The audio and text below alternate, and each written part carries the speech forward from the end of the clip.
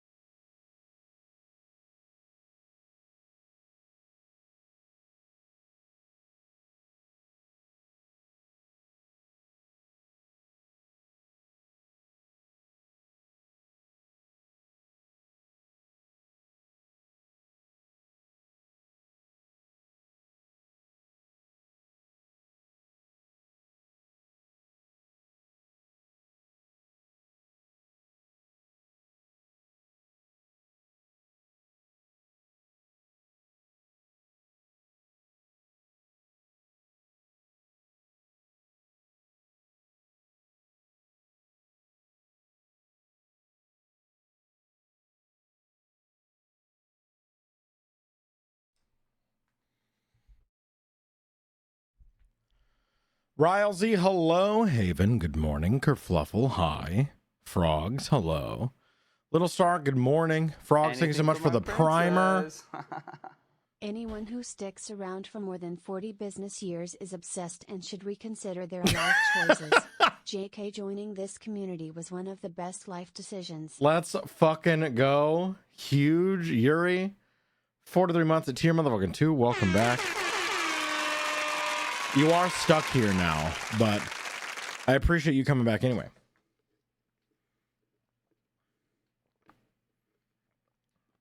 And a Wombo combo 120 stream streaking. Absolutely massive. Tatiana, hello. Travis, hello. Good morning. How are you? I'm legally obligated to pay you money. Yeah. There was a court settlement and everything.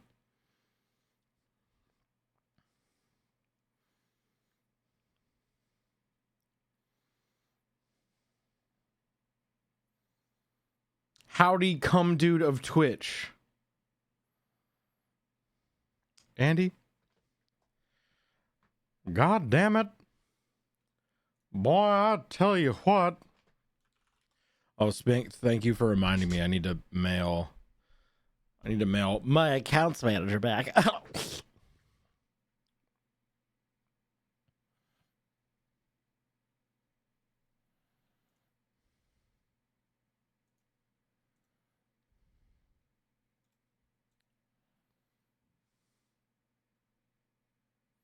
I'm sorry, I'm honest about your brand. Hey, Andy, real quick, could you do me a favor and shut the fuck up, actually?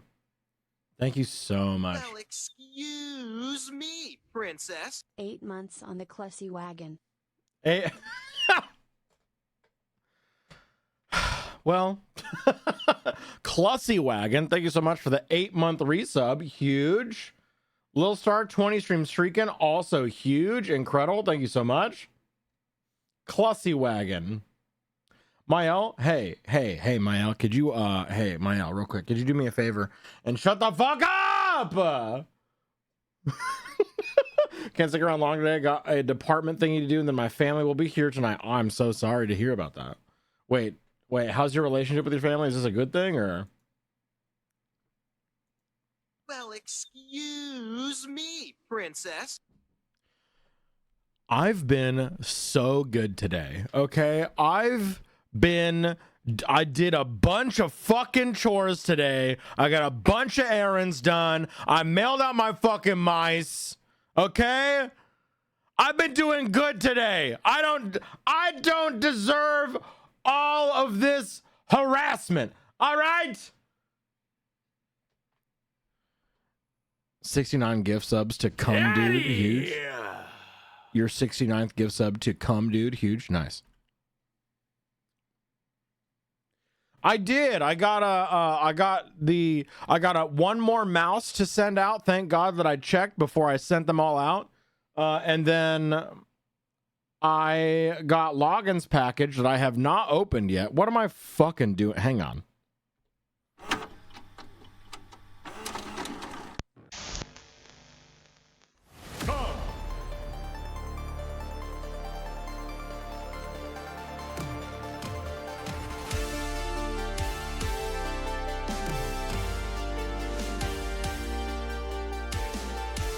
No, pro stimmer is also right. I'm very good at stimulating. I'm very good at stimulation. If you catch my drift.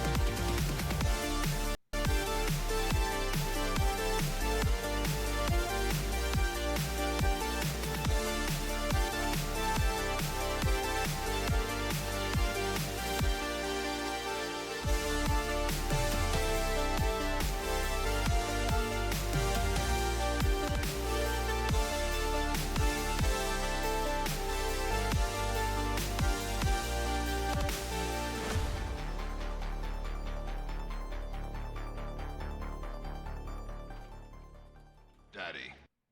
Are you? Are you sure about that? Are you sure?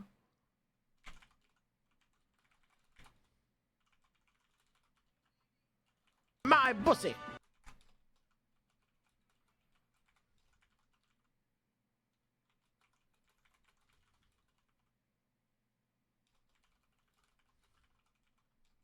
Well, excuse me, princess. Huge. Skywalker, thank you so much for the gift sub. To Cum Guy. See, I'm not the Twitch Cum Guy. There they are, right there. There's Cum Guy. It's not me. Account created in 2016, actually.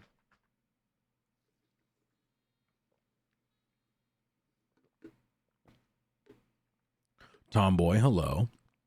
Goon Morgan. Jace, hi. Can't remember if I said hello to you, but hello. Well, excuse me, princess.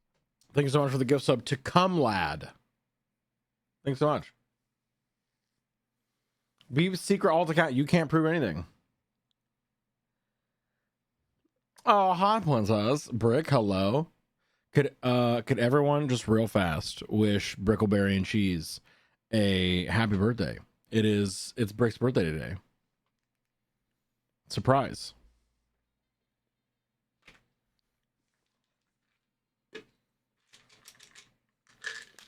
I'm gonna take my birthday pill real quick.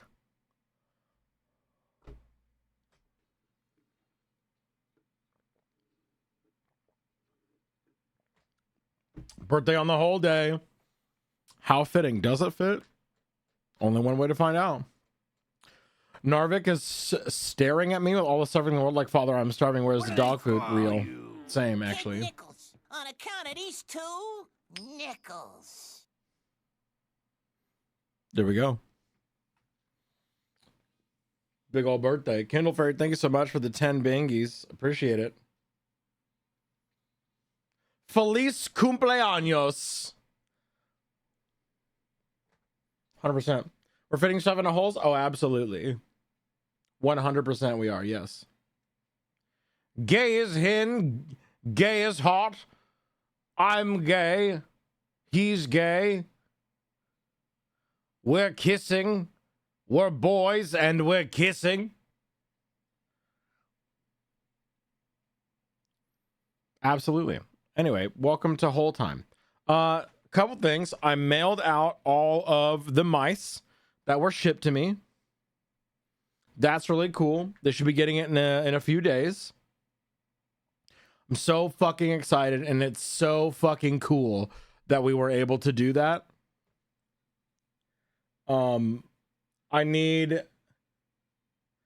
I should probably send a message to him on Reddit. Brick, did I tell you that the address that I'm shipping these mice to are actually very close to you? Did I tell you that they were in Wisconsin?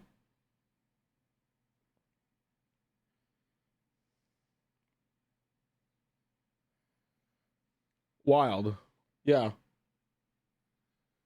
Like, oh yeah. I'll send you a message real quick.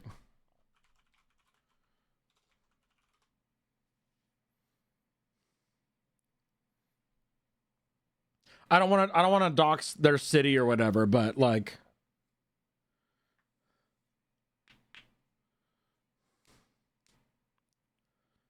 no, literally, you could have literally delivered the mice with how close it was. Like, wild.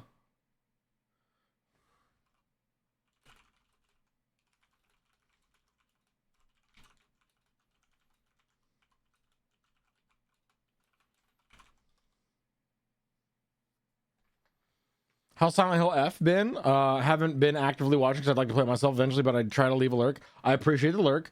It is incredible. It's so fucking good. It feels simultaneously, it feels very removed from Silent Hill as like a place while still feeling exceptionally in theme with the games.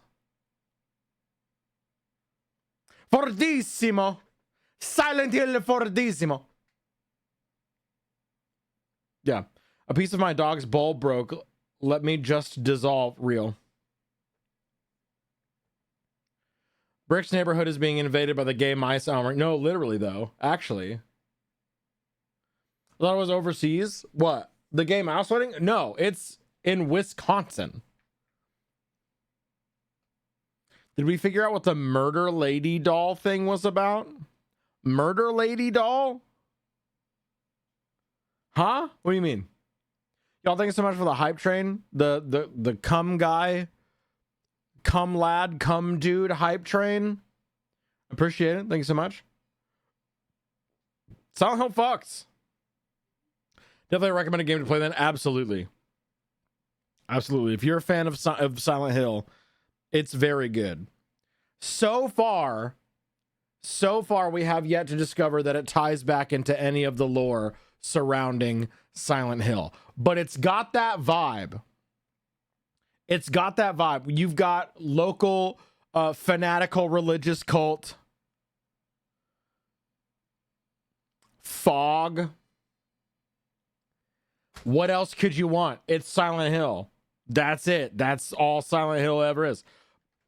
But also, it feels very symbolic, very metaphorical, very artistic, very intentional with the design choices and the narrative, the way that it's all been going. And it fucks so hard. Briggs, let's go. Thank you so much. 4 months. Welcome back. Merlin. Hello. Goon Morgan. Are you telling me I live in a 50% Silent Hill environment? Yes. Yes, absolutely. You're welcome. Good morning. Yeah, today is... I know I say happy birthday a lot, but today is the real actual birthday. I'm yet to find a local cult. You're not looking hard enough. Or maybe you are. The fog is very dense. It's hard to see through. I do like anything involving cults. Can't wait to try it for myself. Isn't it great? I'm having an excellent time with it so far.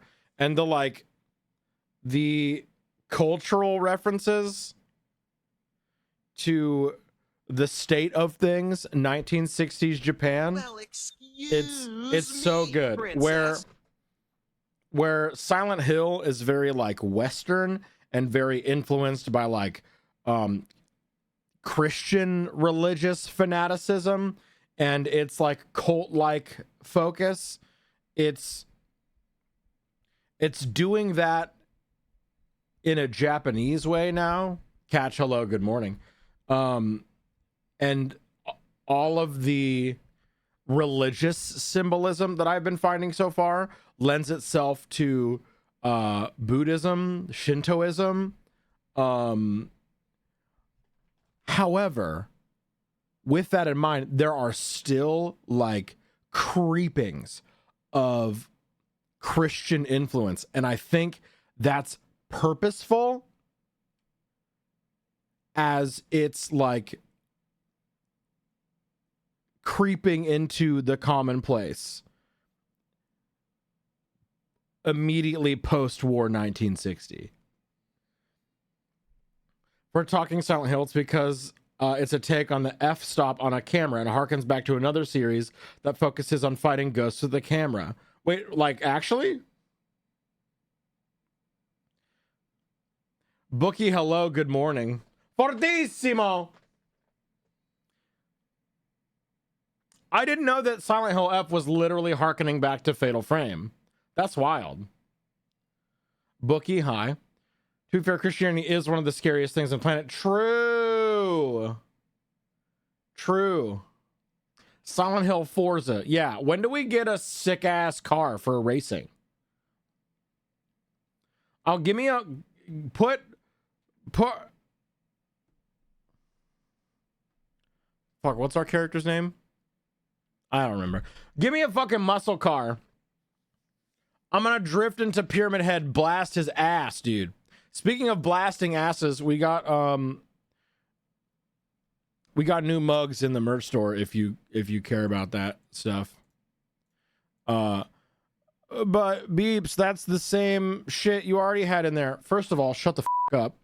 Stay in your own fucking lane. Second of all, it's not. These are 20-ounce mugs.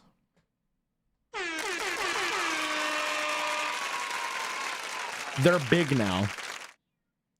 They're bigness. But I literally just ordered my fuck you one. Now you can get a fuck you mug, but bigger.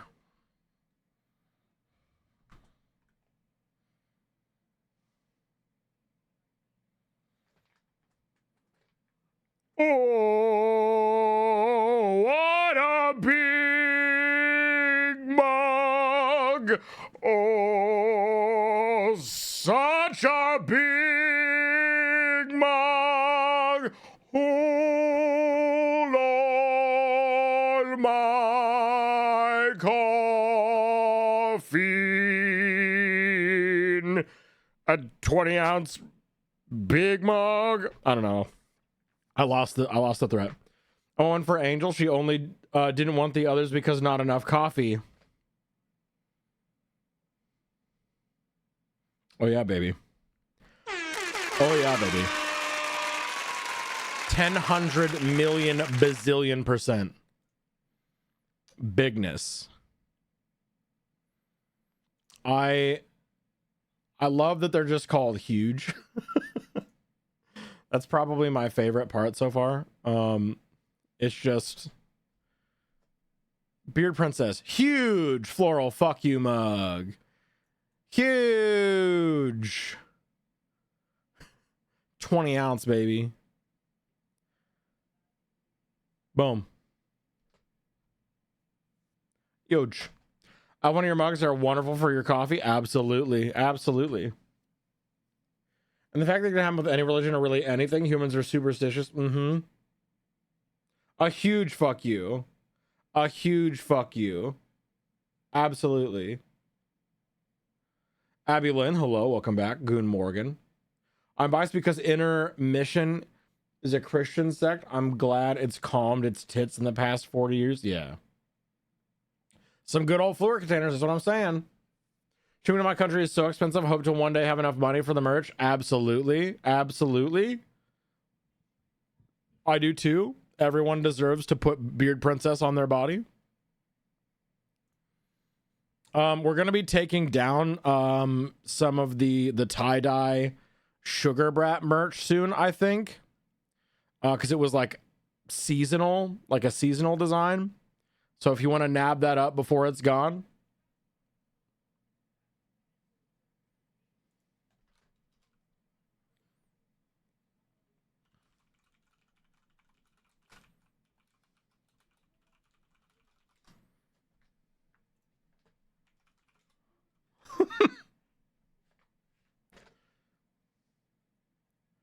Good to know. I've been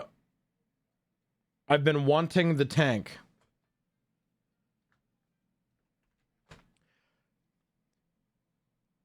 Can you develop dyslexia later in life? Is that something that can happen? I swear to God, I've been getting worse at reading lately. And sometimes like letters will, I will read quote unquote too fast, and sometimes letters will get jumbled up. I did absolutely read that is good to know. I've been wanking the tank Good to know I've been wanking. That's what I read just now. Anyway, I need them tie-dyes, but I don't know how much the large emotional support demon is going to be now, so I was going to wait and see. That's fair. That's fair. Well, I don't remember the exact time frame that we were keeping the tie-dye Sugar Brat merch up, but I do know that they are a limited time. It's the ADHD if you're bad at taking your meds. Hey, Haven, shut the fuck up. Actually, why are you yelling at me? I call it reading Tourette's. 9 times out of 10, I misread something. It's usually my brain translating it to reading something suspect. Fair. Fair. What exactly counts as brat season? I mean, all year round is brat season, but the tie-dye designs specifically were, I think, a summer thing? Maybe? I don't know. Brat season! Duck season!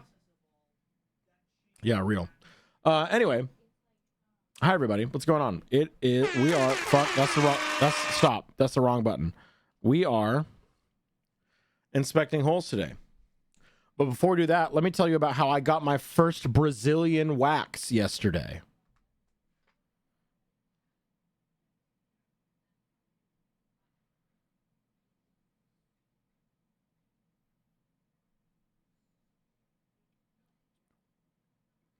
I got a Brazilian wax. That's what I did. Yeah.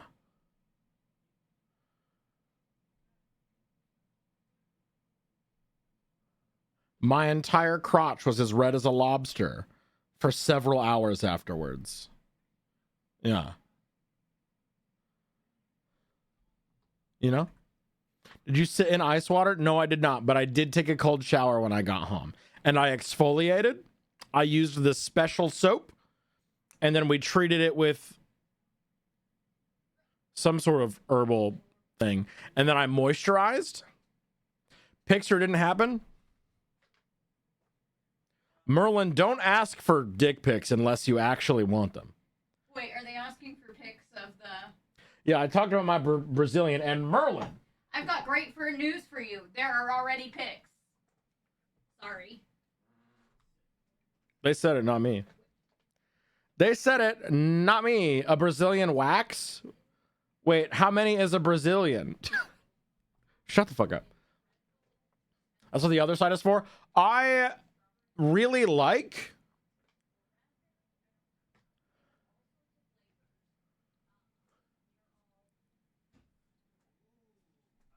And I think it's going to motivate me to post more on certain websites.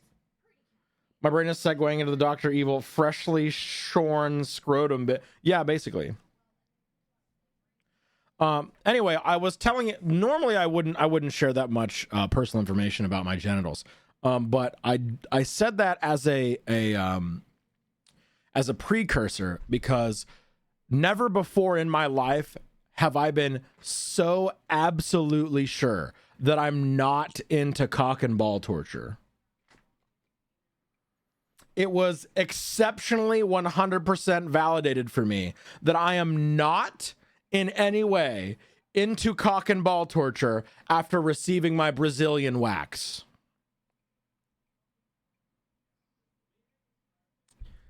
That is not something that I've ever been interested in, and now, you know, I'm a big proponent of I'll try anything once. I tried it. I'm not into that.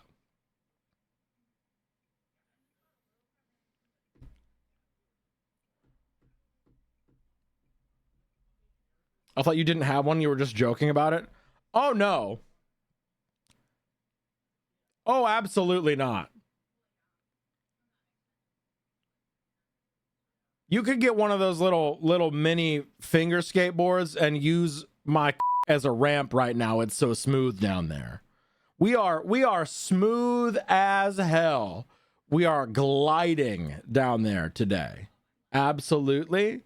Yeah, get your little your tape deck and just a little kick flip off a cock flip. You know what I mean? Anyway, I'm not into cock and ball torture at all. What a time to return. Well, I'm tucked into bed with a heated blanket and ready for holes. Let's go. Kick flip off a cock lip. What the fuck? What? It was good, and you know it. Yeah. I low-key was worried about, you know, getting during my appointment and it being awkward. The opposite happened, and I instead of anything like that, instead of any of the multiple horror stories that I have heard of men going in for wax appointments, when I stood up, it looked like someone had put a doorbell button in the middle of a door knocker. It had retreated completely. It was like, please don't touch me anymore. This hurts. No, thank you. Like, it looks like I was trying to take a dip in the local pool on December 15th. And honestly, slightly more embarrassing that I retreated into myself than being full mast. I had to stop myself from being like, I promise I'm a grower. I'm a grower, I promise. It's not, this never happens to me. This never happens. But, you know, it was a good time. My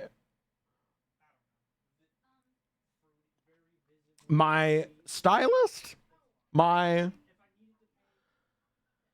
body care. You don't have to defend your dick to a wax person. Of course you don't. Absolutely. They've seen it all. If you go to a place that does waxing for people with penises, they've seen huge hog. They've seen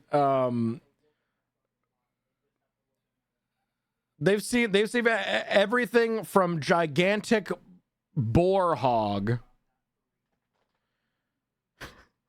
to League of Pigs sized motherfuckers. So it doesn't matter. It doesn't matter. And the fact that I was like full dropped trowel and she was quite literally handling me to get me waxed, I was like, literally all conversation is on the table right now. You literally have my dick in your hand and you're ripping hair out of it with hot wax. I literally all nervousness out the window. I'm like, and if I fucking had a moment where I was like, motherfucker, you can talk about kink. You can hold a totally normal, very, very exceptionally conversation, still crack jokes while a woman has your cock in her hand, spreading hot wax over it and ripping it off with pieces of cloth, but you're afraid to go up in front of a crowd of people and do what you do for your literal job and tell jokes for 5 minutes. Grow up.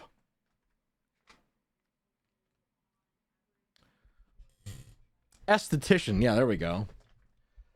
I say stylist because one of the first things she asked me when I got into the room and I took all my clothes off was, you didn't need to take the shirt off, but I applaud your enthusiasm. But the second thing she said was, do you want it full smooth down there or do you want like a design?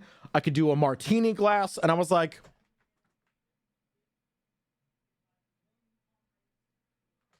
martini glass? I shit you not.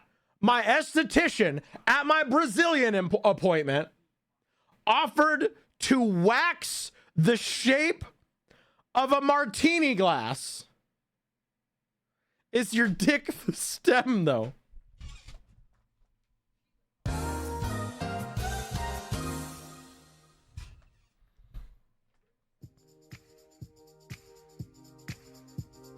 Super Andiness is basically my sister, by the way, just so everyone's clear.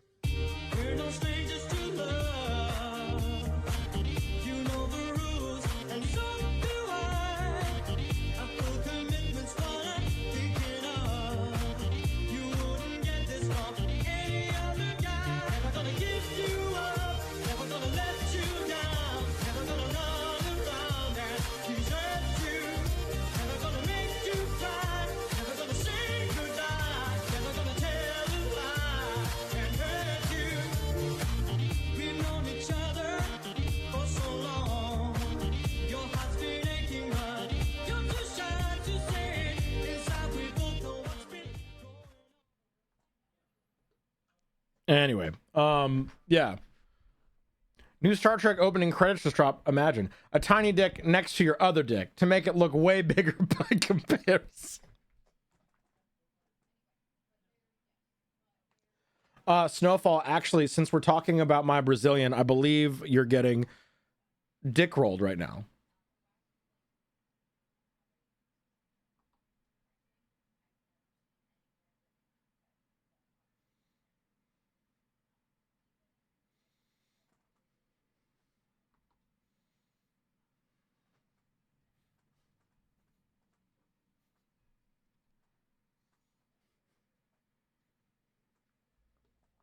I'm sorry. Anyway, yeah. I have incredible news. Charlie Kirk's last words were added to the Wikipedia list of ironic last words, and I am in near tears. Oh, interesting. I'm disappointed in that one, I think. What are you not disappointed in me? Let's be so for real.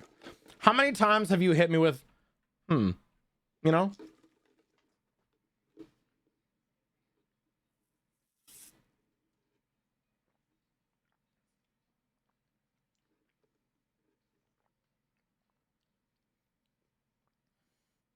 That doesn't mean I'm always disappointed. You can't be mean to me today. I'm not being mean to you. I'm pointing out how you're disappointed in me sometimes. All right? Okay. I'm not being mean to you. Anyway, so yeah. Fuck, you derailed me. What? There was something else I wanted to talk about. I forgot.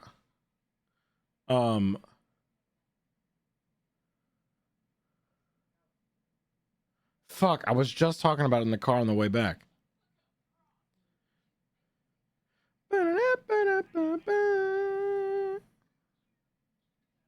Only if you've waxed it first. I don't think this was it, but I do remember PS telling me that their conversation with the esthetician was really awkward. They were having some. They were nervous. They were really nervous, right? But one thing that stuck out in their conversation when they were telling me about it was that the esthetician was talking about waxing buttholes, right? And the esthetician said something like, you know, it's so unfortunate because sometimes when I wax a dude's butthole, I can't tell them they have a prettier butthole than mine. I can't tell them they have a pretty butthole.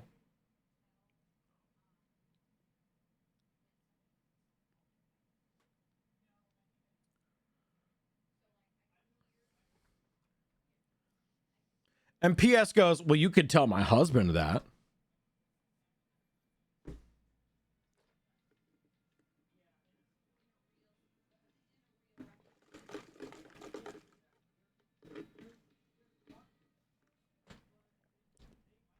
So anyway, next time I'm also going to get my crack waxed just to see if my esthetician tells me I have a pretty butthole, which is something that I am actually wanting to happen. I am striving for my esthetician to tell me that I have a pretty butthole. Q and I have a name joke. Zoria, you're not just a pretty butthole, but you are a pretty butthole. I may be biased, but dudes do be having pretty real. I thought it was going to be that she has to wash them first. This is so much better. Oh, no. Oh, no. Oh, my God. It's fucking... We walked out. So first of all, before I talk about walking out of the esthetician's office, I literally told the esthetician while she was waxing me, cock in hand, that I was a little worried that I would get hard and bust that was a literal fear of mine going into it, because like I saw like a TikTok of a waxing place that specifically did not offer waxes on men because of creeps. But the new girl didn't know that. And when she had a guy come in for a walk-in appointment and she waxed him and he came on her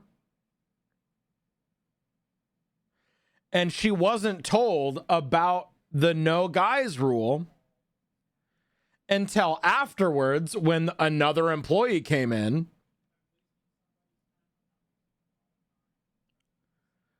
I told my esthetician about that and she was like, obviously I didn't have a problem with that. I fucking retreated so far into myself that I thought I was about to invent new bottom surgery. But afterwards, I asked my esthetician if there was any horror stories that she had about this, right? And she said she's never had someone bust mid waxing, but she did have a client once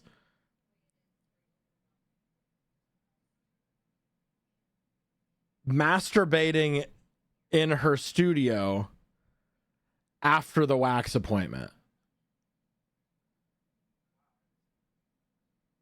She came back into the office and he was jerking off into the trash can. Spin off of Am I the Asshole? Am I the Pretty Butthole? Edith, hello, good morning. Welcome back. How are you? Hello, hello. Anyway, yeah, that's the story about that. Anyway, we left after I left my appointment. I was going up to pay, and sitting in the lobby, it felt like I was looking at the political spectrum, kind of. Sitting next to me while I was up at the counter was this just absolutely drop dead gorgeous, gender non-confirming, extraordinarily feminine person. Appeared to be AMAB, presenting incredibly feminine, gorgeous, beautiful, stunningly pretty. Just, oh my God. On the other side of the lobby, sitting in the chair directly opposite of them, was a girl with a spray tan and a messy bun, probably mid to late 20s, maybe younger. Like fucking, like, how do I describe this? Scrunched up in her chair, looking like a disgusted face. So I walk up with my painted ass nails, fucking this person next to me, and then I look over there and I'm just like, and turn back around.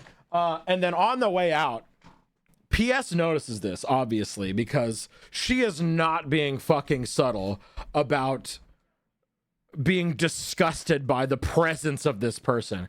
PS on the way out stops by that person and very loudly in front of the whole lobby goes, "Oh my God, you are so pretty."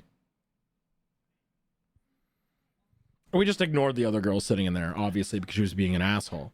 But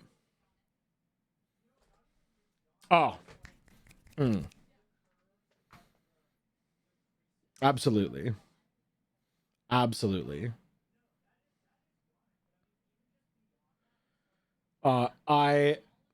I wasn't in the lobby, but during the entire time of my appointment, PS was sitting in the lobby waiting for me, and they let me know that this girl was there with her mom for a spray tan. If that tells you anything. I love dropping compliments to strangers so much. Right, for real. Listen, if a stranger would have come up to me and say, "You're so pretty," I would explode right there. I would spontaneously combust instantaneously. Spontaneously and instantly combust. Oh yeah, I'm riding that high for years. Absolutely. Absolutely I am.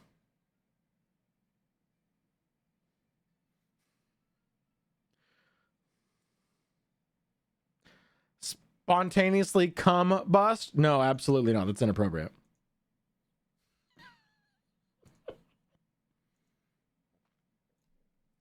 Like me flirting with all the bartenders when we went out for your birthday. Mm-hmm.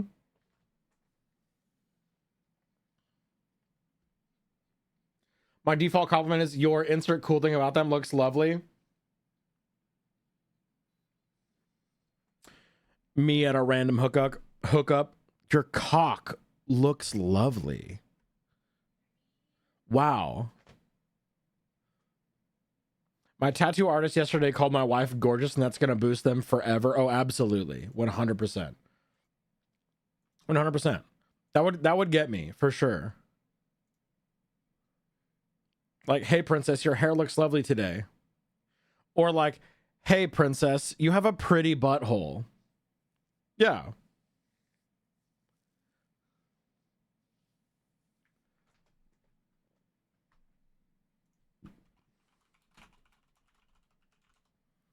You know? Anyway, we ready for some hole inspections instead of talking about my waxing appointment? There was something else. Fuck, what was the other thing that I was gonna talk about?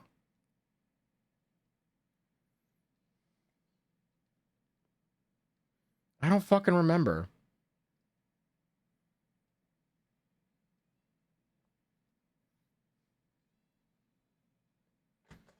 Me hooking up with the Reverend. Hey, your flock looks lovely. Get out of here.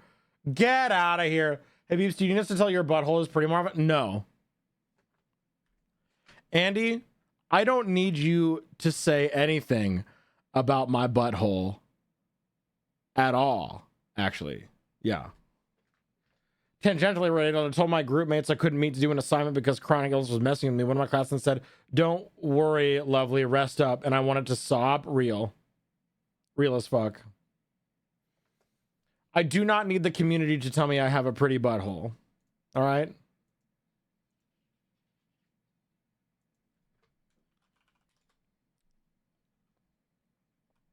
I'm your biggest hater. I know. You've got a fucking anonymous hate account on me on Blue Sky, of course. What was I gonna say? Quit distracting me. I've got stories to tell.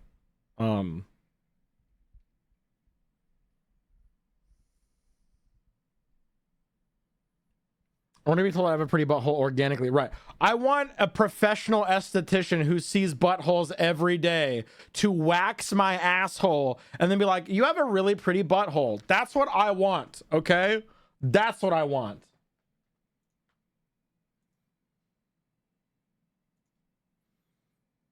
I want a professional butthole.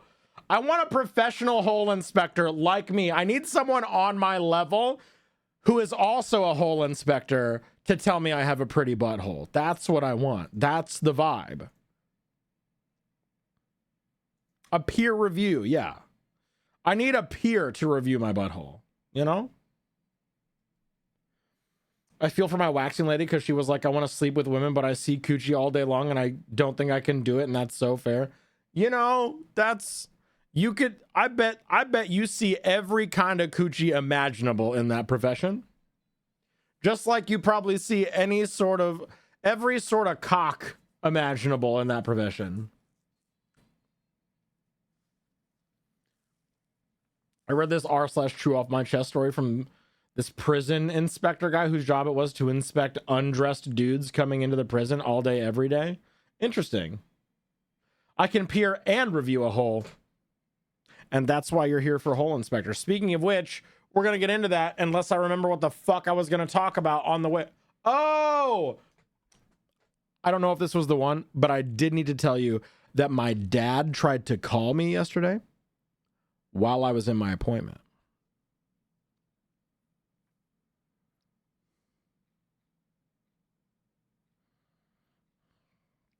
So I call him back when we get home, right?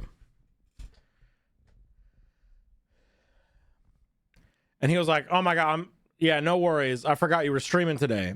So I said, oh no, I'm off on Thursdays. I was getting my balls waxed, Dad. His reaction, I shit you not, my dad's immediate reaction to him telling me that I was in my appointment to get my balls waxed was, why the hell would you do that?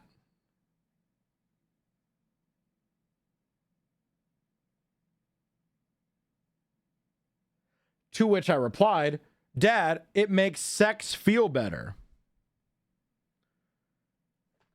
And then he said, oh yeah, well, I can't argue with that.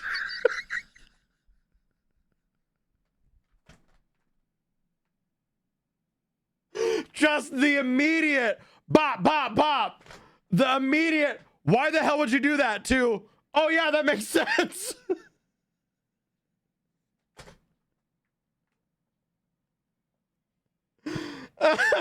And then we went immediately into talking about fixing my roof. Yeah.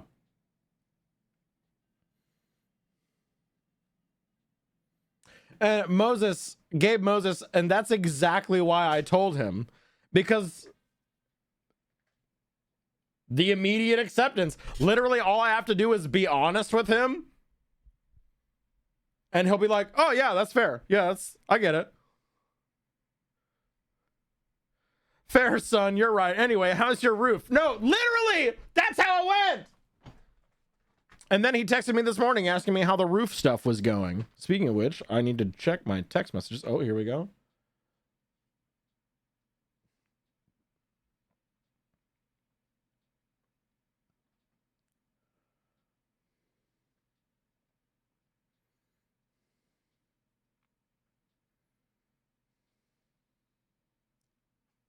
Residential.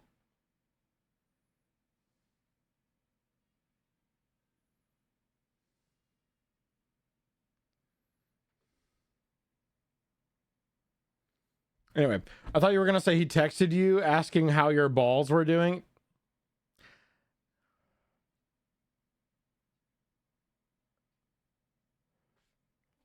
No, my father did not text me. My biological father did not text me to ask how my balls were doing. It is something he would absolutely do, though. So, not yet. My father has not texted me to ask how my balls are doing yet. Speaking of which, speaking of my dad and how he's doing, if anyone knows or if anyone's places of employment are hiring for a remote position to do drafting work, drawing up like technical schematics and such, let me know. My dad has lots of experience and no one is hiring him. So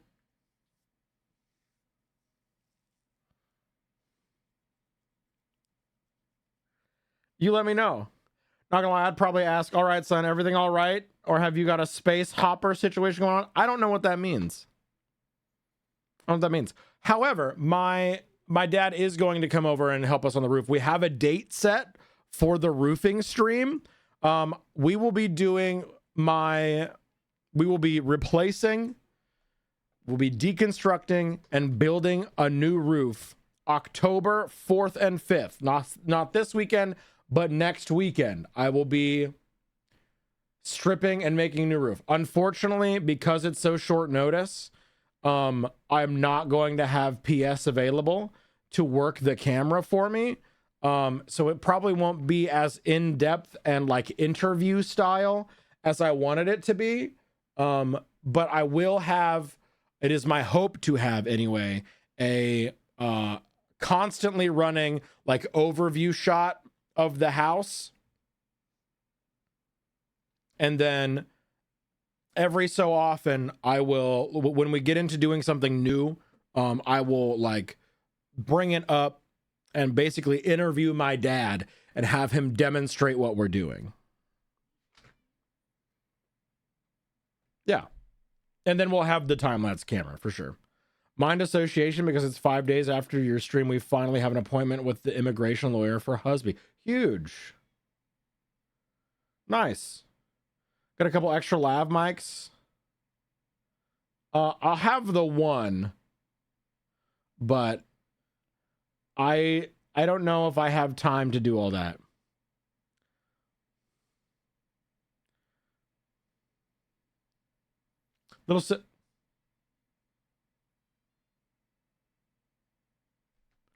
Bookie, I like the way you're thinking. I will ask her.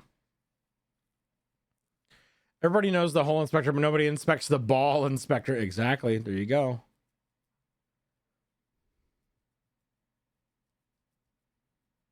That's so fair. Anyway. Yeah. So roofing stream literally next weekend. If I wasn't in Texas, I'd volunteer for camera duty. I thought about asking you, Brick. I thought. I don't know how I got here, but nice beard. Thank you so much. Wad Scorpio, hello. Thank you. I grew it myself. Take lots of pride on that. It's almost my whole brand. Almost. The rest of my brand is hairless, actually. Anyway, that's weird. Let's do some hole inspection. Technically, does waxing create more holes or just exposed our smallest holes? Hey, Letitia, are you okay? Do you want to talk about it, or you doing all right, or like what's going on? Let's talk about it. Anyway, new holes. The top post from the hole inspector subreddit today. I am low-key a little worried about this one, but we're gonna do it anyway because a lot of people upvoted it. Am I the hole for telling my girlfriend I have every right to defend my home after someone started kicking my door in?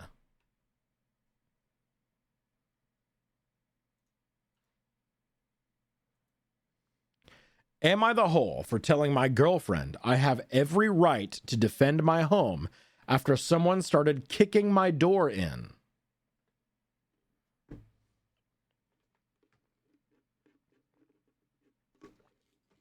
I am worried about how this is going to go. It's giving white boy, but we'll see.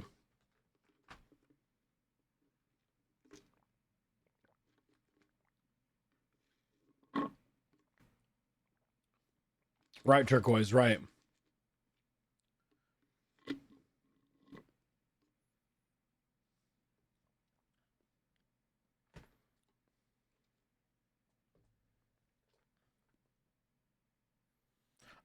This, doing a quickie little skim while the prediction was going, this, I don't think that this story is YouTubeable, so we will see when we get there. Okay. I, 27 male, and my girlfriend, 26 female, have been together for 2 years. I'm a black man raised... Completely the incorrect read, I guess. My bad. I'm a black man raised in the inner city. She's a white girl from the suburbs. We grew up different, and normally that's okay, but last week someone tried to break into my house, and it started causing problems. I'm taking care of my mother now, and she's getting up in age. She just had surgery on her legs and cannot walk. I need to stress this. She physically can't support herself, so I'm doing everything for her. Her bedroom is in the back of the house, right next to the back door that leads to the porch. At 2 a.m. last Wednesday, my mom calls me scared, saying someone's trying to break into the house, and she can hear them banging on the back door. My girlfriend was staying with me in my bedroom when I got the call. I jumped up, grabbed my gun, and ran to the back and started yelling for whoever was there to get away because they were still banging on the door when I got there. Things got quiet, so I checked the camera on the porch and saw them standing there. It was 3 people, and one of them kept going. One of them said, "Keep going, it doesn't matter." So I use the speaker on my camera to say I have a weapon, it's loaded, and if you kick that door one more time, I will shoot.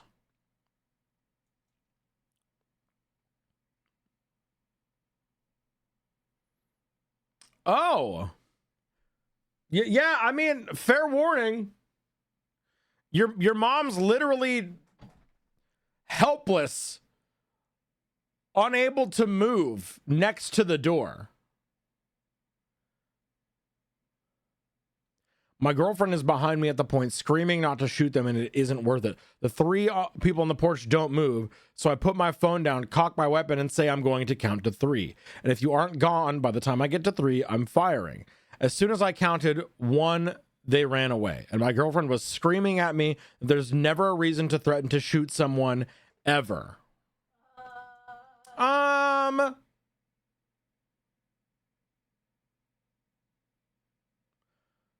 Never?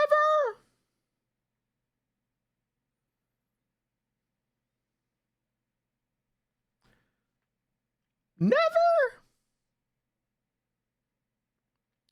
I told her we are not having this conversation right now and we need to call the police. Yes, I should have done this earlier, but I was too worried about my mother to think about it. The police get called. They come out and see shoe prints on my fence and on the back door from when they were kicking, and start patrolling the area, but don't find them.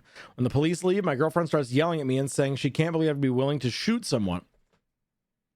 When the police leave, my girlfriend starts yelling at me and saying she can't believe I'd be willing to shoot someone because they kicked my door. I said it isn't about the house. It's the fact that my mother is lying in bed, helpless, just a few feet from that door, and they could have done anything. Stole things, killed her, raped her, a combination. I have no idea, and I wasn't taking any chances. She says there is never a reason to hurt or kill someone ever, because violence isn't the answer.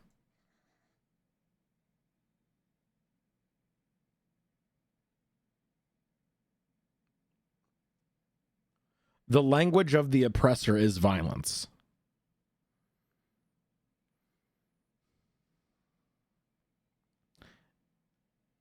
If someone is threatening you bodily harm, I think you have a right to defend yourself, you know?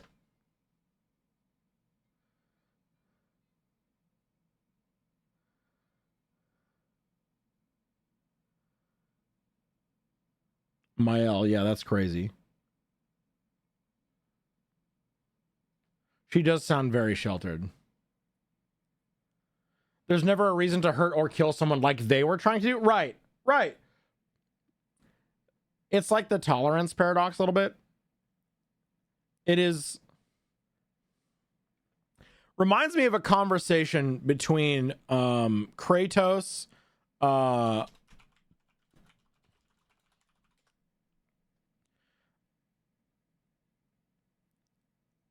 and Atreus from God of War.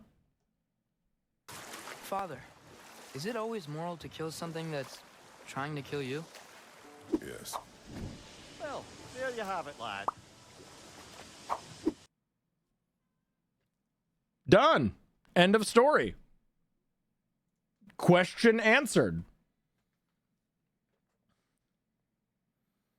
Yeah, they were outnumbered. Mom could have been a victim. No shots actually fired. In all honesty, he could have aimed at the dirt and just scared them off too. Right. Exactly. Exactly. Exactly. Yes. Yes. Violence and self-defense is always the answer. Someone isn't going to stop beating your ass just because you point out how unnecessary violence is. Right. Exactly. Exactly. You can't morally superior your way out of getting your ass beat or killed. Right. And he didn't start open firing. Right. He gave warnings, multiple warnings, and allowed them the opportunity to leave. I do think he did handle the situation pretty well.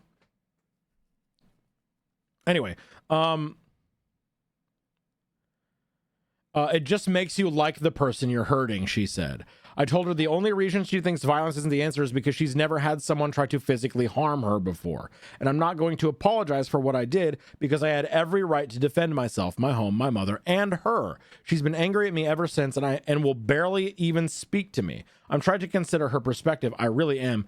But I'm not going to give up my ability to defend myself because she doesn't believe violence will ever be necessary. Am I the whole?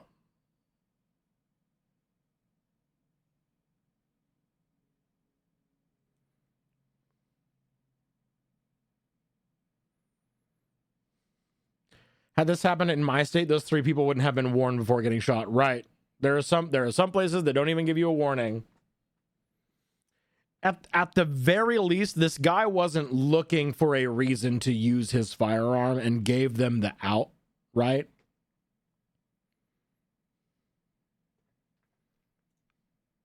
But still.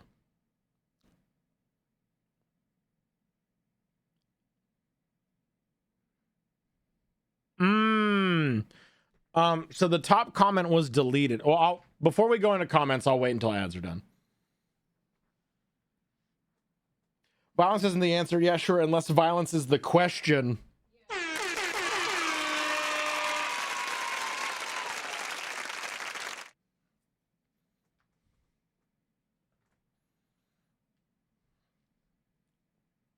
Oh, was I not in the whole inspector scene for that whole thing? Whoops.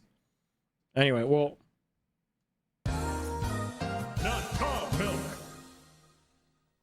We'll sit here for a second.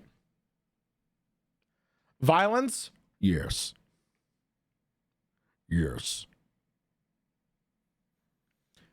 I feel like the conversation about him owning a gun should have happened early in the relationship. I don't feel like it's about owning the gun, maybe. Although it did kind of lend itself to be that when he was like, I'm not going to give up my ability to protect my family, you know?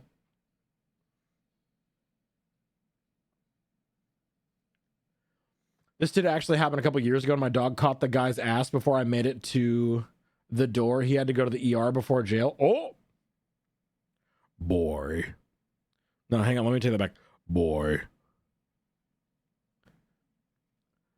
Boy. I need to work on my Kratos a little bit, I think.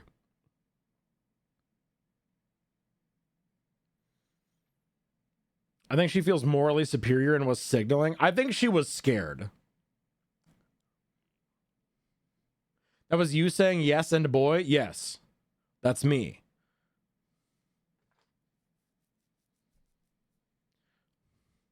Here, let me play it back for you. Yes. Boy. Boy.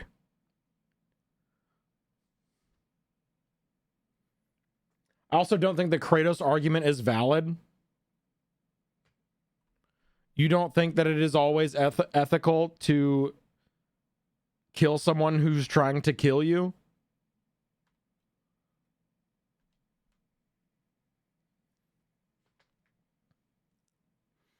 I'd let Kratos fold me like a lawn chair.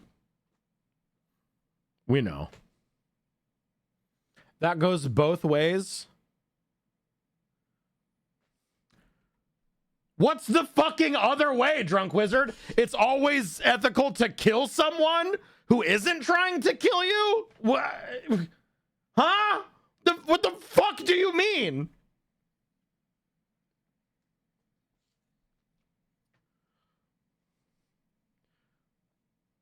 Look at Israel Palestine. I'm going to need you to explain the fuck out of yourself. Well, excuse Very, very me, immediately. Princess.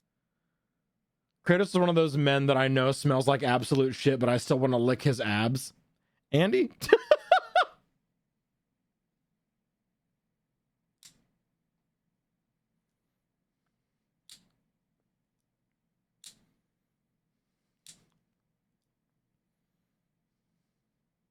Letitia, thank you so much for that gift sub to MC. Amazing. Huge. Oh, what did I walk in on? Let's Lol. fucking go. Huge. BRP, 46 months, tier 2. Welcome back. Enjoy all of your sub bennies. Incredible. Incredible.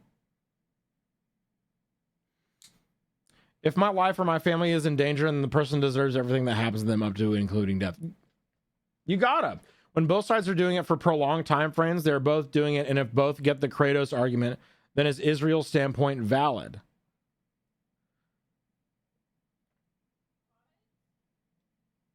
What?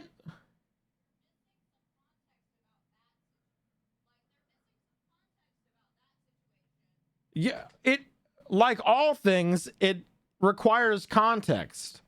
Like,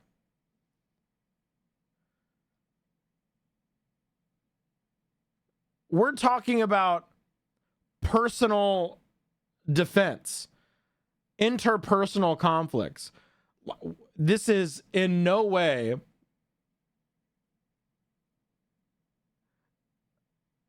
about socioeconomic, geopolitical conflict. Why are you arguing this? Why do you want to feel morally superior in this moment by bringing up the Israeli-Palestinian conflict in relation to home defense? About protecting your family in a one-off attempt at breaking and entering.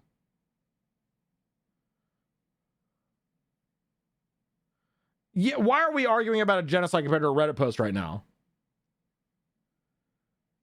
I'm talking about if someone is threatening your life specifically, it is ethical to defend yourself.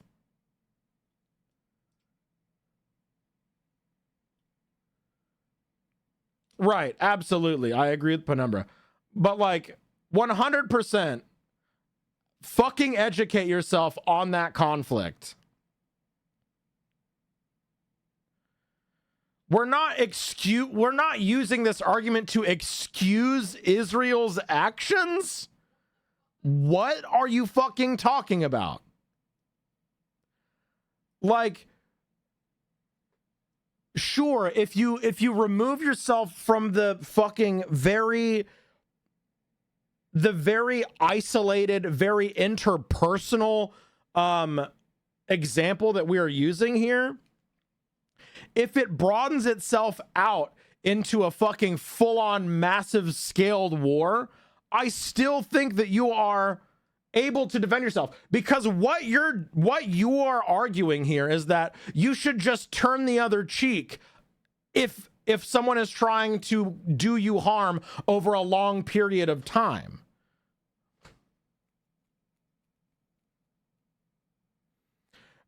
I'm bringing up a point that the Kratos argument has a terrible time actually applied to, so that argument isn't very good. The argument is you should be able to defend yourself if someone is trying to kill you. And then if someone continues to keep trying to kill you after you try to defend yourself, I think it is still ethical to defend yourself and kill that person who is trying to kill you.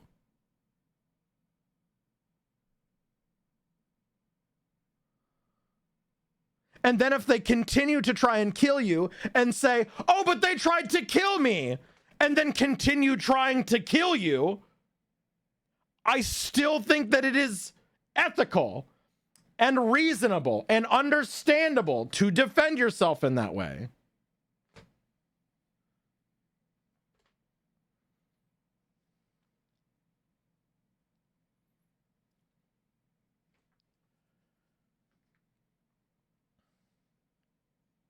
Yeah, yeah. Regardless of sides, the war over there has no bearing on the situation. They're apples to bombs. This statement is not taking a side. Yeah, free Palestine. This statement is 100%. Yeah, there's a difference between individual levels versus society scales. Right. There's absolutely a difference. This is you're comparing an individual attacking an individual to a centuries-long warfare scaled conflict. Your argument of this is a bad argument because it doesn't apply to global genocide warfare is a bad argument.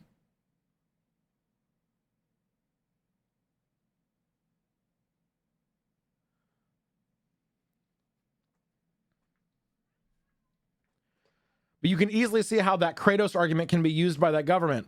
If my grandmother had wheels, she'd be a bike. Okay. I can also bring up things that haven't happened.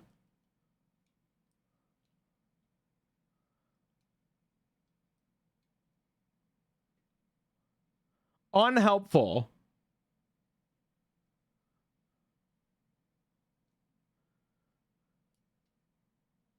See, I feel like you're arguing in the sense that the argument supports Israel's genocide.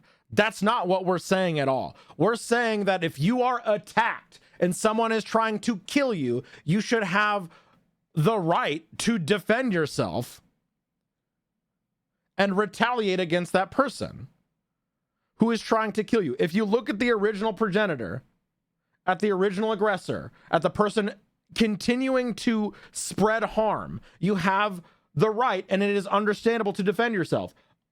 That's the argument here.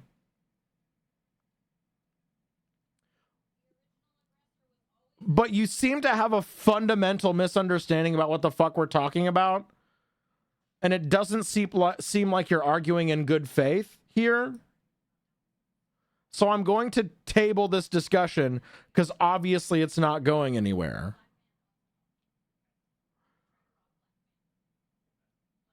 Bringing this conflict, this Reddit story, to the Israeli-Palestinian conflict is an insane take. Absolutely insane take. Reminds me of that recent-ish Thought Slime video with something like, does Israel have a right to defend itself? Sure, but that is emphatically not what they're doing. Exactly. Like, anyone, any body, any organization, any person can misappropriate a quote to forward their own political gains. I can't control a misappropriation of a quote. I can't control someone else twisting words in order to garner support and to spread propaganda.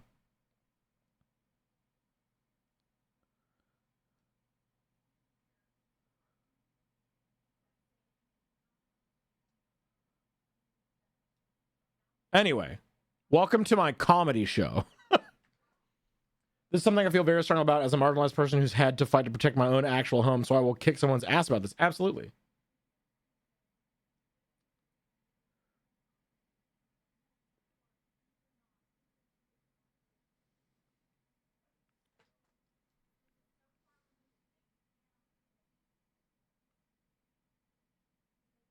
Where's Jacob?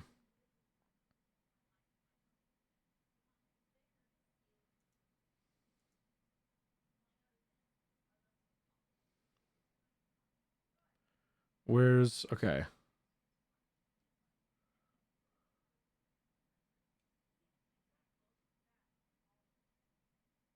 All right, the comments, right. So the top comment on the post was removed by a moderator, but the first response to it was, remind her that these people knew you were home and didn't immediately leave after they knew you were armed. Don't put up with your girl's behavior. She's living in a fantasy world. Oh, right. Wrong button. Don't look at me. I hit the wrong button. Hole inspector screen. The next top comment was also removed. But the first non-removed top comment, not the whole, tell your girlfriend that if she cannot handle you defending your mother, then she is not the woman for you.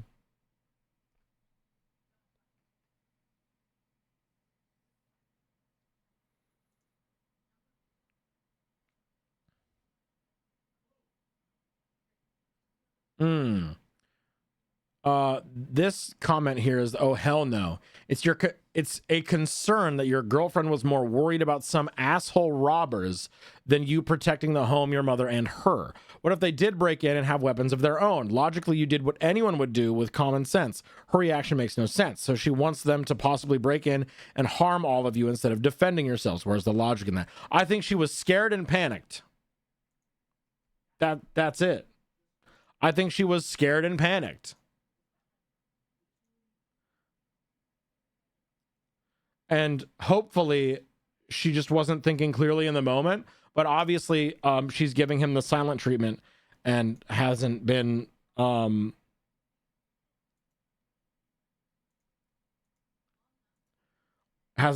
to him, has been ignoring him, and they've been arguing. Reddit sucks here for the removed comments. Yeah, probably. Creature, hello, good morning, how are you? Please tell me the story has an update. I don't think it does. Let me check the username.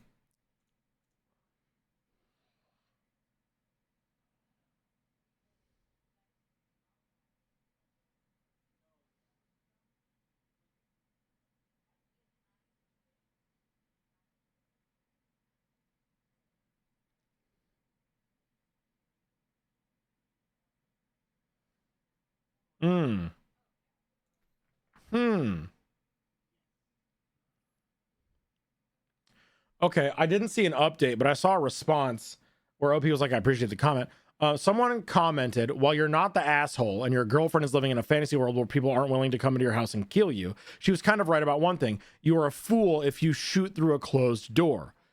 A, it's a great way to end up in prison. B, it's totally irresponsible as a gun owner to not know and see your target and what's behind it. Once they cross your threshold, you're good to go, unless you live in a state that's idiotic law that says you have a duty to retreat. There are rules for how you can defend your home with a firearm. Take a self-defense course at a gun range. I love your spirit to protect your family and your home. I don't want you in prison for doing it. Take a class, learn your state or local law, and you'll know what you were able or about to do was really, really, really dumb and irresponsible. OP responds, I appreciate the comment. Seriously, I've had a few people tell me to read up on gun laws and educate myself on my state and its protections, and you guys are right. Anything could have happened if I fired through the door. I could have hit the potential home invaders or hit someone else entirely that was innocent of the situation. Me being scared doesn't invalidate my responsibility as a gun owner.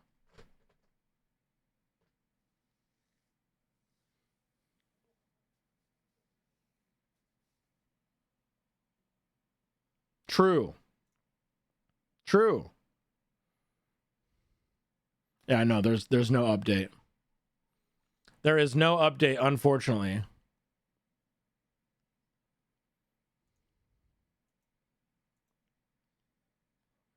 The thing is, he's black too, and we know how that would have been handled if he shot the intruder. Yeah. Right, we do too, Little Star. Rose, hello. Goon Morgan, how are you? Welcome back.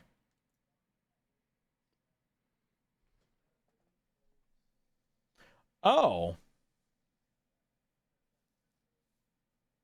Oh, this is a community post. Oh, hell yeah. Let's go. Should I just do this one? Should I just do a community post? Bomp, bomp. My birthday's next weekend. Huge. Happy early birthday. Anna Banana, hello. Good morning. Welcome back. We love a community hole. Absolutely. Why not, dude? Why not? I liked having Sandy on for our community posts and stuff, but Sandy's been hella busy lately, and we don't have a huge. Oh, maybe I can save it for next week, and I just schedule. Excuse me. I just schedule a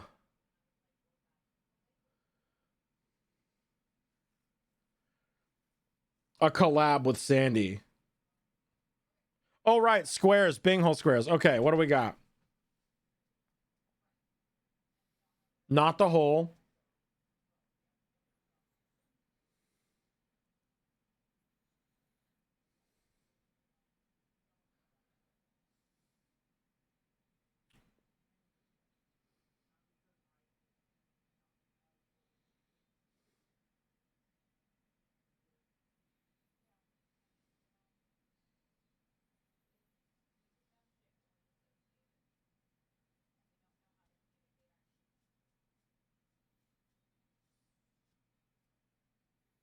That's it.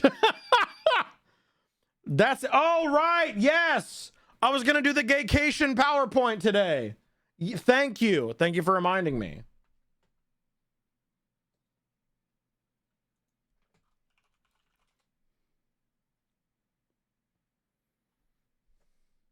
Squaggle. I'm a big fan of Squaggle. I like that a lot. Okay, we're going to do a community post, and then I think I'm going to do the PowerPoint. The Gaycation Saga PowerPoint. The Gaycation PowerPoint. So we had the original Gaycation PowerPoint, right? Not PowerPoint. The original Gaycation story that talked about Ibiza, Spain, going to Ibiza for gaycation so you could fuck a bunch of dudes, but it's not gay because you don't have a relationship with them and you just go back to being straight when you leave. Remember that one? Well, we had a few stories afterwards that were that we deemed in the style of the same thing of that original Gaycation.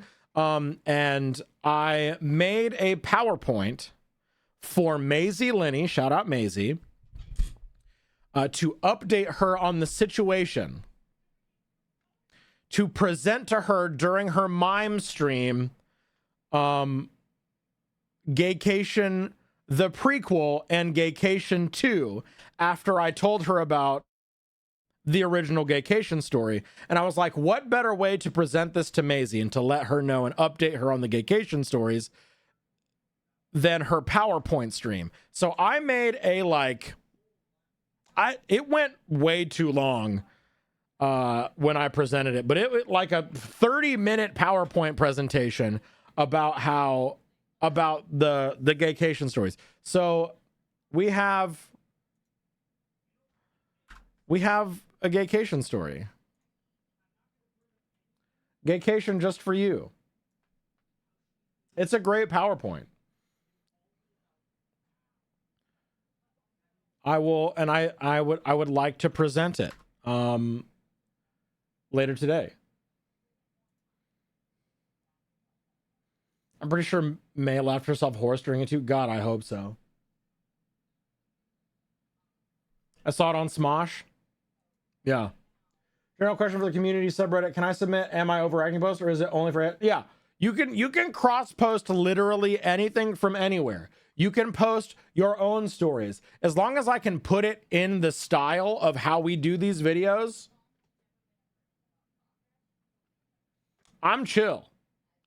If you do a cross post from another subreddit that the title is not in the form of Am I the Asshole or not easily translatable to Am I the Asshole, I would appreciate it if you, in your cross post, you made the title something like Am I the Asshole for X or whatever, but you don't have to. I can do that as well.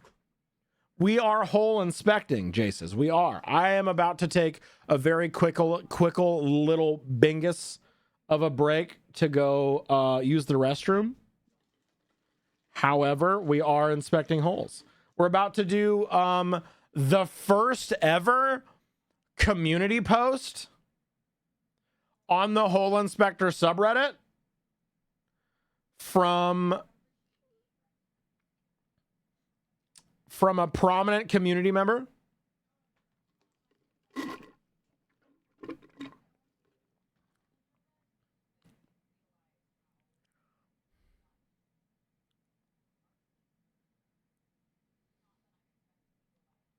I like how we got a reply on our subreddit from someone with a deleted account. We're full circle now. We're full circle. I'm a real Reddit YouTuber now. Perfect. Episode 5, the Bussy Submits Back was even better than episode 2, Attack of What Stays on Gaycation. Yeah, there you go. Episode 4, A New Hole, was pretty great too. Now that's just porn. 100%. Okay, I need to go grab my water. I need to go use the restroom. So I'm going to put you on BRB. I'm going to put up words on stream. You can get your word action on. And when we come back, community post and the gaycation presentation. LT, I hope that's okay for me to do the gaycation presentation. I wish I had a remote for my computer to flip through the slides so I could stand up in front of it like I was presenting it, like it's a fucking 60-second spot or 60 minutes, or like I was giving a fucking corporate presentation. But, you know, it doesn't got to be perfect. It just has to be done. I wanted to do it outside of Maisie's stream so we could have it on YouTube as its own edited, self-contained thing. Anyway, water, bathroom, snacks. I will be right back.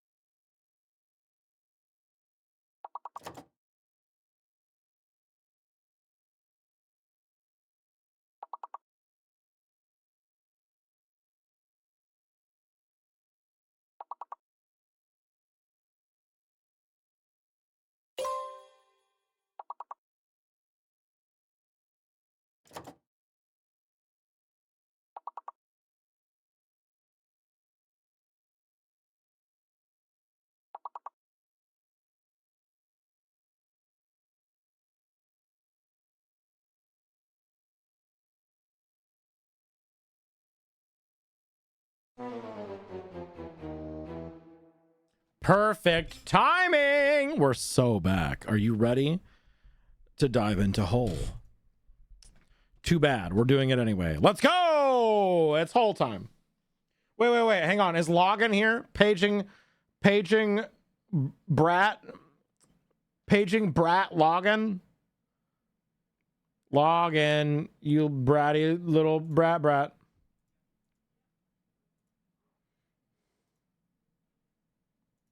Beep's words was mean to us today. Hey, that's fucked up. I'll have a stern talking to its manager. For a second, I thought you were playing the Silent Hill Sirens. I could be.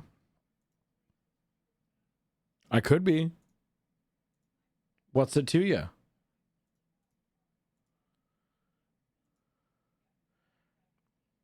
Paging Brat Dr. Login to the whole office. Paging Dr. Brat Login.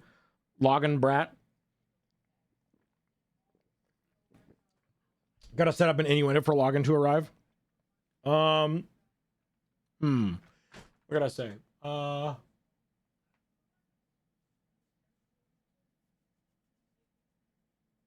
Man, I really love using the back door.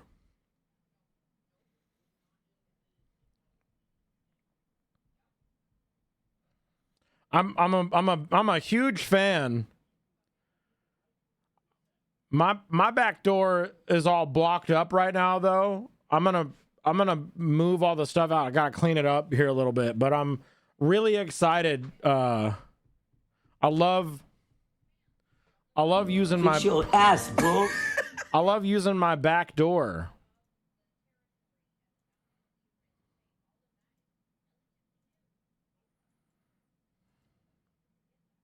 Nothing? Damn. Well, I'm gonna open this box anyway. No. Creature, thank you for mashing my nut button. I appreciate it. Jen, hello. Good morning. Happy birthday. I'm gonna open this box. I'm gonna open Login's box live on stream right now.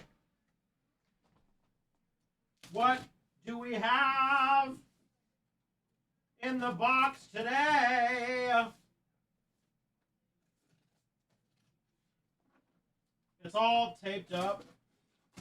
The like from and to address is all taped up and stuff. So I can't block the address and all that stuff. So I'm just gonna open it on the floor real quick. Oh, we got a card.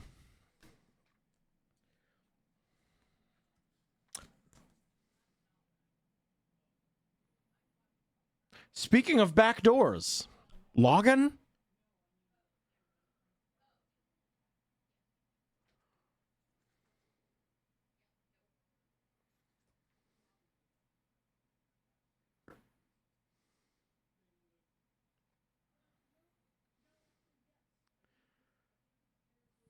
The card features a prominent picture of what I assume to be Login's asshole.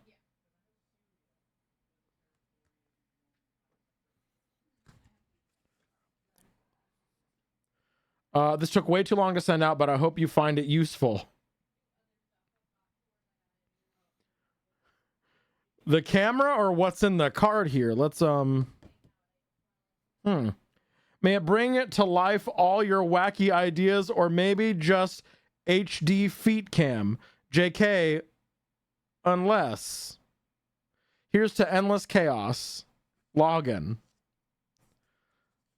I'm just kidding. There's no butthole in here. It's just a sweet. It's just, I lied to you. I'm sorry. It's just a sweet letter.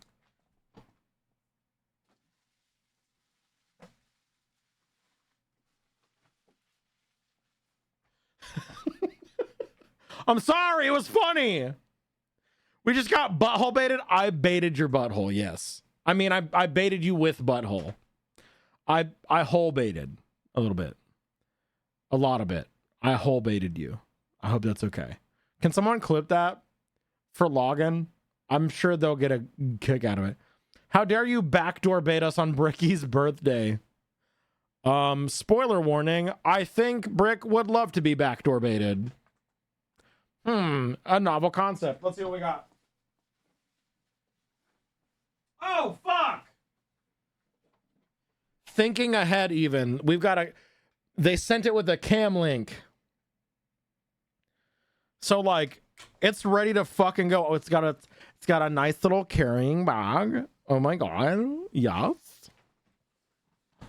So cute. So quirky. Oh, yeah. That's what I'm talking about. We got whatever this thing is. We got big ass lens. Another big ass lens. Holy she's a grower. Holy shit. Okay. My god. I'm sorry. Look at this thing.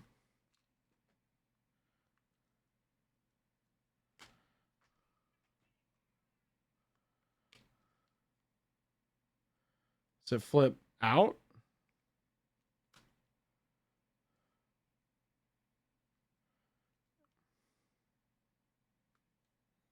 Huh. Interesting, Pontos. Interesting. There we go. We got a fucking a Sony A6000. That's wild. Whatever this is, seems to be a lens protector you put on while using the camera in case you drop it. Interesting. Yeah, that makes sense. Such a neat little cam. Yeah. I'm pretty sure this thing is extraordinarily expensive. So thank you so much, Logan. Yeah, it's a very, very, very nice camera. I'm so stoked, actually.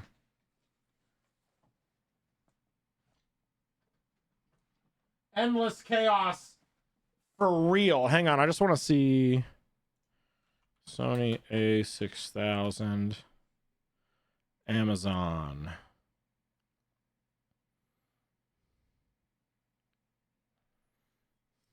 Okay. You can buy one brand new for $900 right now.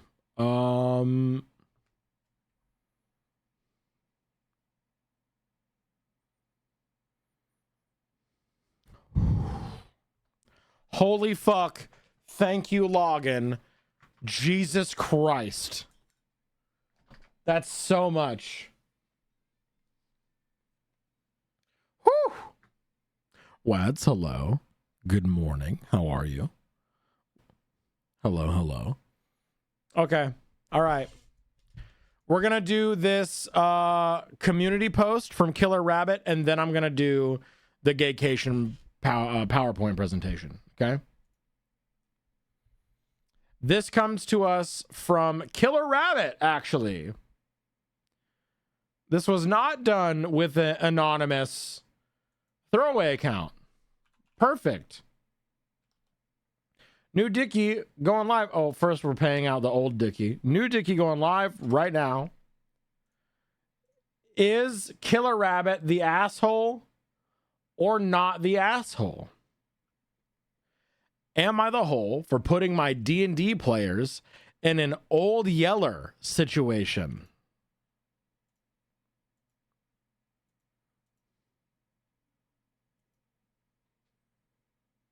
Right. Right, Dreaming. Yeah, it's a pro camera. It's like it is what I have seen in the like really big production, like this is the DSLR camera you get to get a DSLR streaming camera.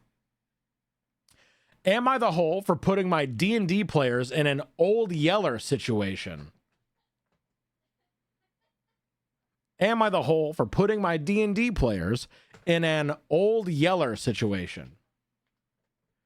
If you're unfamiliar with Old Yeller, it's a dog that was famously put down. Yeah, the beloved family dog that has to be put down. And it's a D&D situation. Am I the hole for putting my D&D players in an old yeller situation? I'm put this on the TV while I go be brave and go shower. Let's go, Brick. Have fun in the shower. I hope you think about me. How dare a DM make me feel that, you know? You know? I think this is the most split a community post has ever been, ever. I have never seen a community post be this split between asshole and not the asshole. This is going to be fun, I think. We have 47 for not the hole, 53 for yes the hole, with 10 people and 10 people on both sides. Literally a 50-50 split from the amount of people that put points in.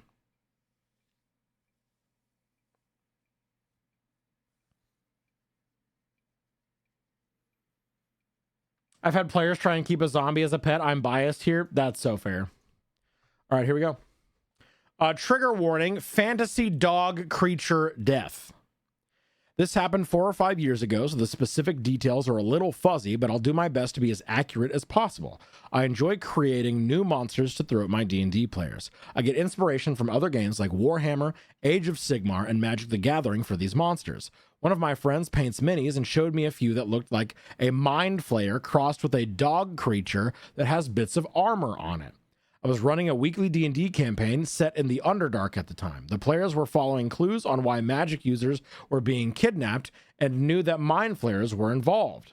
So the minis seemed like a neat creature to make stats for and build an encounter around. I decided that the flayer dogs would be the result of a mind flayer, generally lawful evil aberrations, experimenting on blink dogs, generally lawful good fey creatures. There were 6 party members. There were 6 party members at 15th or 16th level.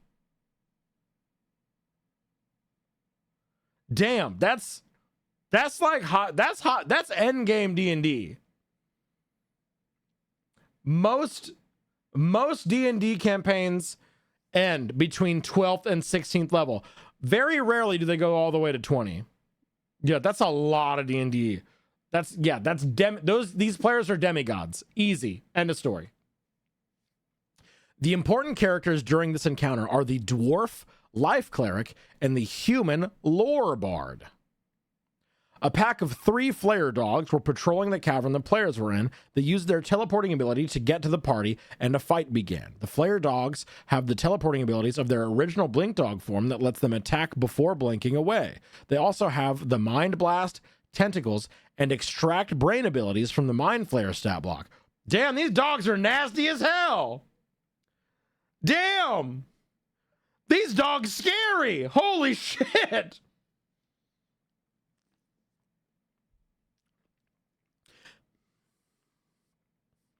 After a couple of rounds, the bard used her only 8th level spell slot to cast Dominate Monster on one of the flare dogs, and it succeeded. She now has a psychic link with the creature and can give it orders for the next hour. With the telepathic bond, the bard can sense that while the creature has been taken over by the mind flayer worm, it still has a tiny spark of the blink dog personality, typically friendly golden retriever energy.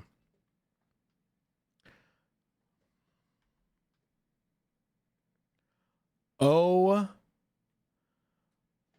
Killer Rabbit, you sly fucking dog. You motherfucker. We got a script.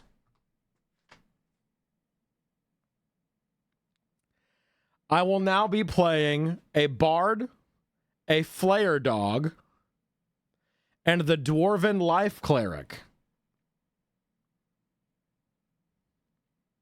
as well as an emissary of the god Moradin.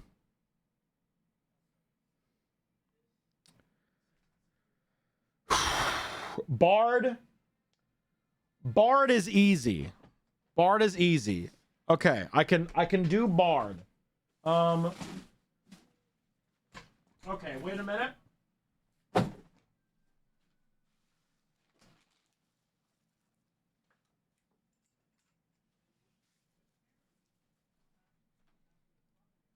Yeah.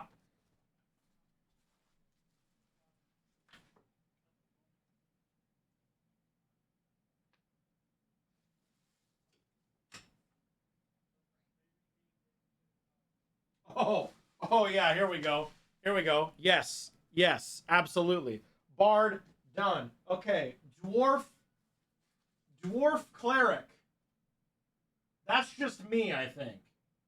But oh,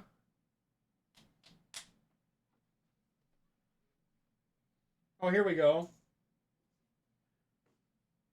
I think I'm combining the sequence tank top, the fucking powdered wig, and a cowboy hat for the bard.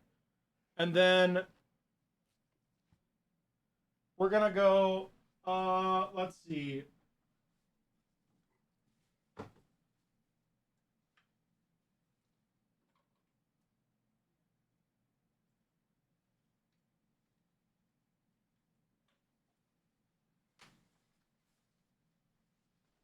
Does this still fit?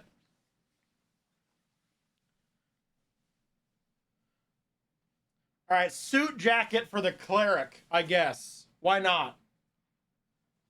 Sequence. The sequence tank top. And then I got a crown. I got a very regal looking crown for the god emissary. Is this gonna work? Let's see. Oh my god, the hot dog costume for the dog is so smart. True. God, I hope this gets edited well. Because it's gonna take. Wait a minute. We got a hot dog costume for the dog. I changed my mind on the cleric. I have something better than that. Hang on.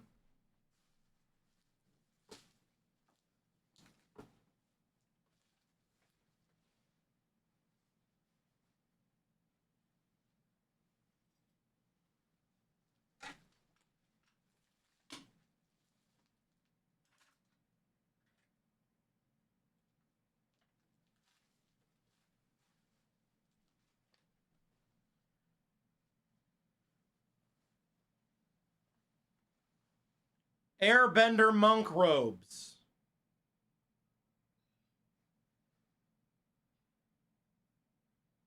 Perfect. Okay.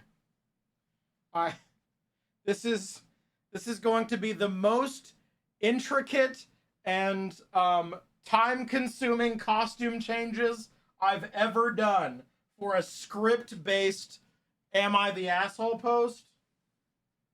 Apologies that it's going to take forever. All right, here we go. Let's do it. Let me get all my stuff set up. I'm just gonna don't look. Don't wait, hang on. Here we go. Yeah, don't look. It'll be snappier in post for sure.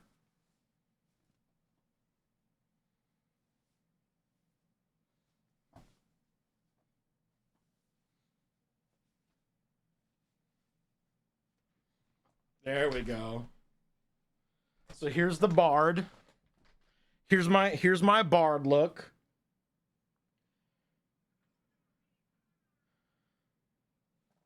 Daddy.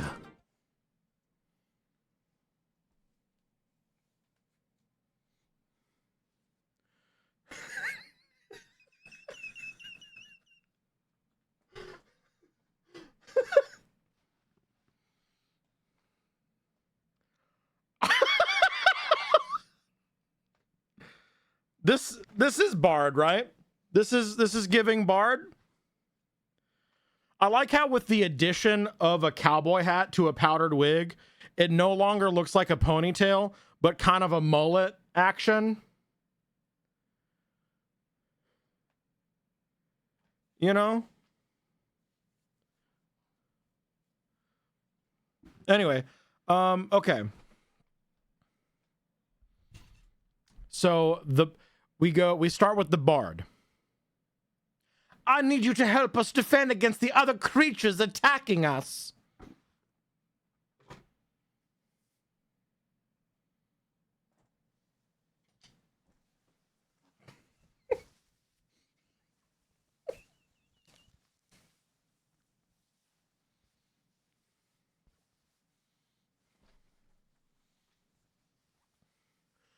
Yeah, anything to help my new friends.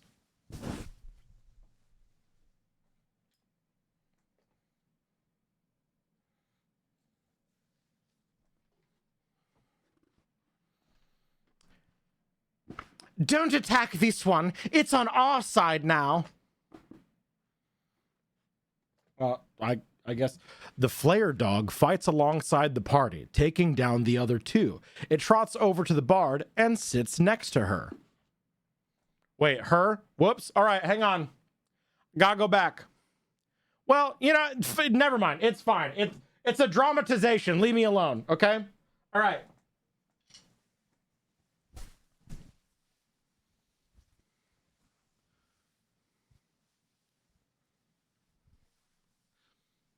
I did good, right? I helped. I'm a good boy, yes?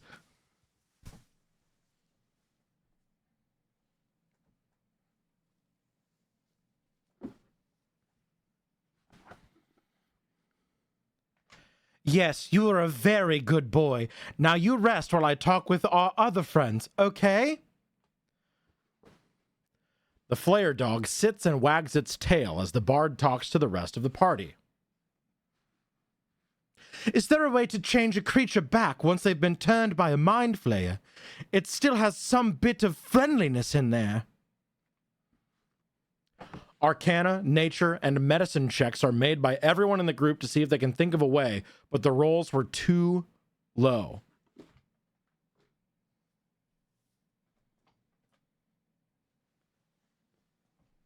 Oh God, here we go. All right.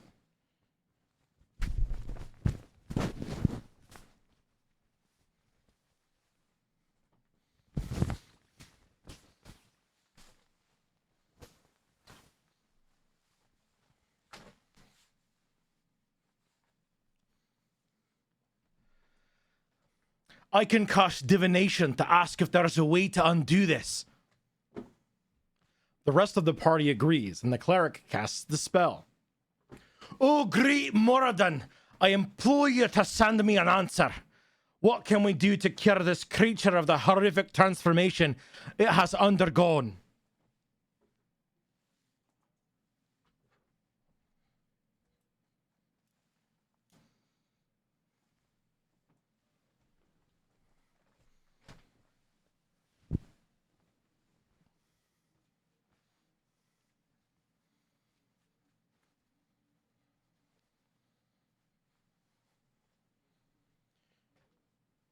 Servant of Moradin.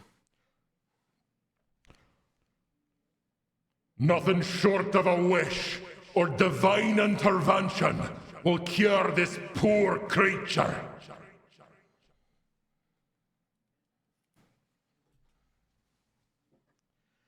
The cleric uses their divine intervention to attempt to cure the flare dog, but his dice rolled poorly. Wait, hang on. I got a quick sidebar. 5e divine intervention. Let me just see. Let me see. Beginning at 10th level, you can call on your deity to intervene on your behalf when your need is great. Employing your deity's aid requires you to use your action. Describe the assistance you seek and roll percentile dice. If you roll a number equal to or lower than your cleric level, your deity intervenes. The DM chooses the nature of the intervention. The effect of any cleric spell or cleric domain spell would be appropriate. If your deity intervenes, you can't use this feature again for 7 days. Otherwise, you can use it again after you finish a long rest. Okay, so it isn't the one where you can only use it once ever. Okay, so that's not too bad. Still. Okay. They got a 90? Oh. Yeah, that's wish that works. That's worse wish. That's wish from Temu. That has a very low success rate, it sounds like. Anyway. Oh, cleric. All right, cleric to the rest of the party. Well, hang on.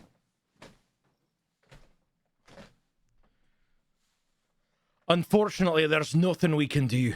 We do not have the spells to undo the transformation, nor can we keep it dominated until I can use my divine intervention again. The party grows quiet, knowing that there aren't any good options. They debate for a while on what to do. If they let it go, it will likely come back after the Dominate monster drops, or it will go to its Mind Flayer masters and tell them about the party snooping around. They can try to restrain it until they can finish a long rest, but it can teleport, and they can't prevent it from using that ability. They all come to the same conclusion and know what they have to do. Oh no! Oh no! Oh no, I made a mistake to act this out! No! Oh, wait. Hang on. Well, time to practice my acting chops.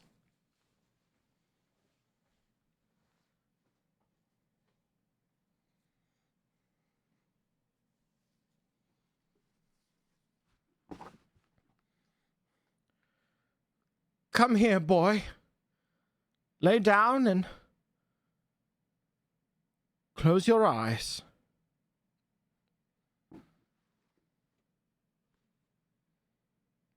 The Flayer dog listens, laying down at the bard's feet and closing their eyes.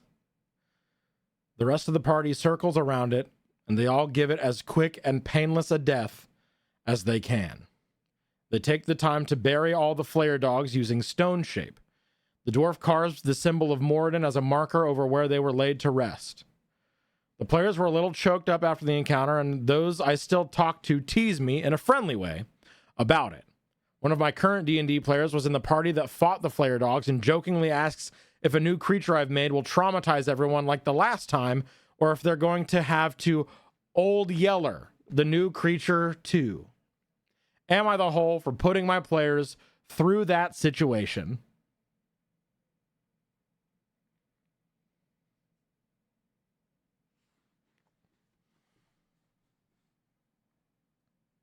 I feel silly for the outfits that I put together for this. I feel very, very silly for dressing like this, and this is the outcome. It was extremely unfortunate rolling. Can you repeat all that again? Oh yeah, sure. All right, hang on. Let me just take it from the top. Hang on. We're starting over. Bard, I need you to help us defend against the other creatures attacking us. If I do other... No, fuck you. Well, this is my outfit for the rest of the episode, I guess. All right. Why not? I feel like am I wearing this backwards? No, I'm not. Okay. Not the asshole. The dice tell the story, and they were the assholes that day for real. The only asshole here were the dice for real. Yeah, you gave them the chance to save it. RNGs, this is the asshole here. Oh, absolutely. Absolutely. 100%. It sucks. It sucks that happened. 100%. I would absolutely also be choked up and sad as fuck. But also, they just met this dog. The only way I think you could be the asshole here is if there was a long-standing dog companion and then it got turned and they had to do this. That would be an asshole move. Extra special ultra nuclear asshole if that dog was like a ranger companion. It got captured, it got turned, it got sent to attack the party. That would be an asshole move. your player just so happened to cast Dominate Monster, and you narrated it as being able, with the psychic link available, to realize that there is a spark of that golden retriever energy still within the mind of these former Blink dogs. The party, having their heartstrings tugged on, tried every possible tool that they had in their arsenal to figure out a way to save or otherwise spare the Flayer dog. The roles were not there.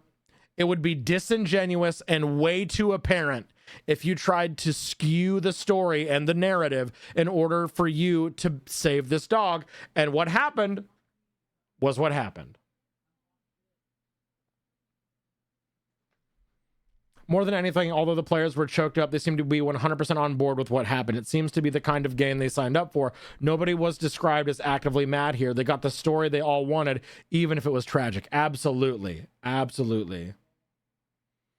Yeah, I would also say no assholes here. Like, yeah, your party, your former players, your current players all like playfully rib you sometimes about how you traumatized them with this Flayer dog encounter.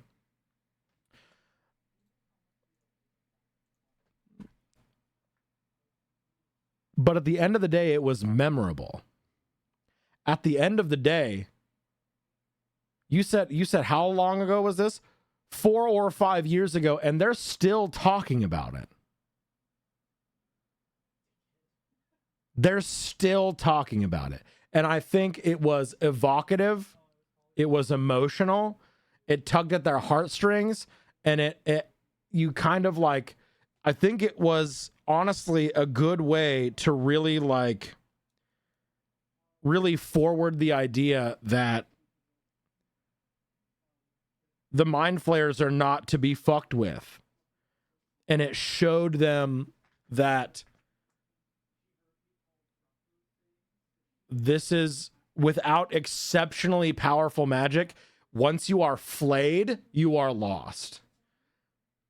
And it served a greater narrative purpose as well as the emotional evocation that you had in the moment. And I think that there's nothing wrong with that. I think it's good storytelling. I honestly think it was great storytelling. So I'm going to say no assholes here, because even the reaction from the players afterwards did not lend itself for them to be an asshole in any way. If you would like to see the mini for the Flayer dog, here it is. This is the Flayer dog. Yeah, I bet the party avenged the shit out of those dogs. Oh, absolutely.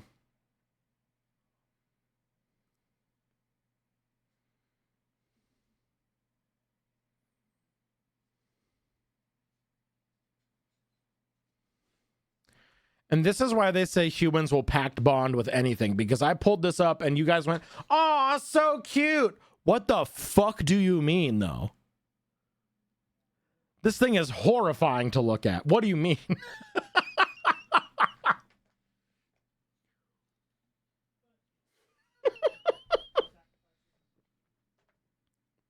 Yeah. Absolutely. It's friend-shaped beeps? No. Friend-shaped is like a big cuddly teddy bear. Friend-shaped is like a baby tiger. Friend-shaped is not this aberration literally designed to suck your brain out of your skull with the hole punch equivalent of a tongue.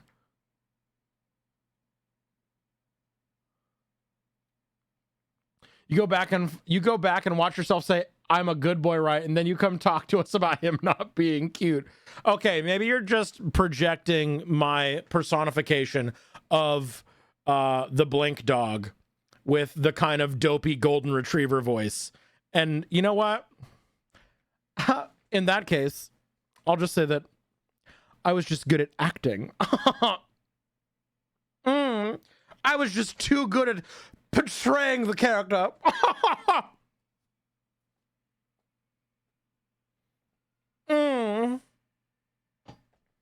Anyway, yeah. So No one's an asshole here. And you better fucking remember it, baby. You better remember it.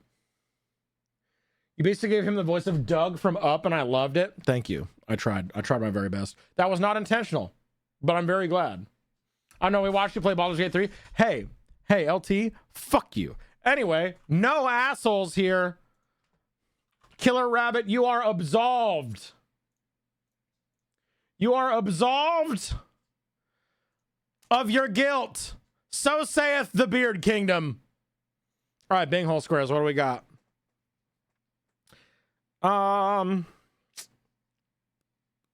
Not the asshole, because I don't think we have no assholes here anymore.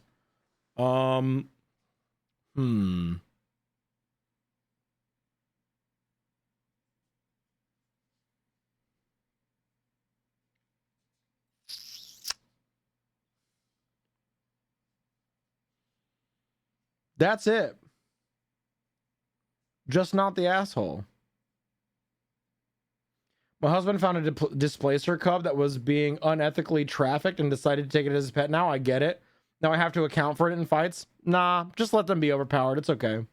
Great shirt. Thank you. It's very sparkly and I like it. Makes me feel pretty. Makes me feel pretty. Oh, hell yeah. Yeah, I put this on for my my costume as a bard with the powdered wig and also a cowboy hat. God bless. I'm excited to see that one edited. Named her Connie. Consequences. True. I like that a lot, actually. Well, I agree with not the asshole because it wasn't designed to be that situation. It has destroyed any interest I had in ever playing D&D.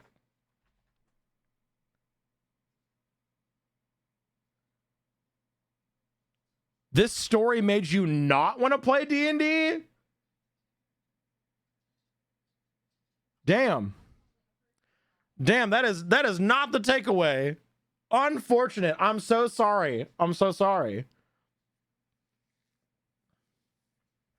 That sucks. Anyway, we got a gaycation PowerPoint now.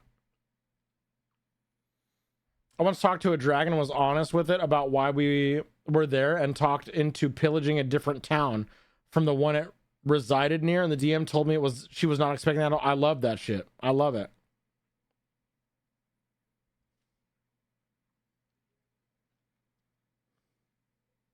All right, we've got a gaycation PowerPoint now. Let me presenter view. Let's go full screen. How do I do that? It's one of the function keys. I don't remember. How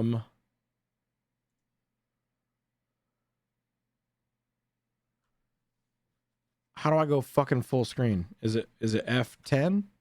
F11. Yeah, there we go. Okay.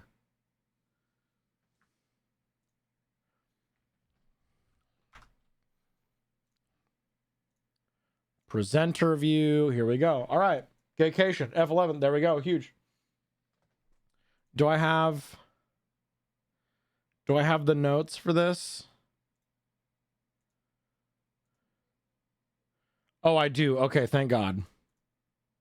Here we go. Are you ready?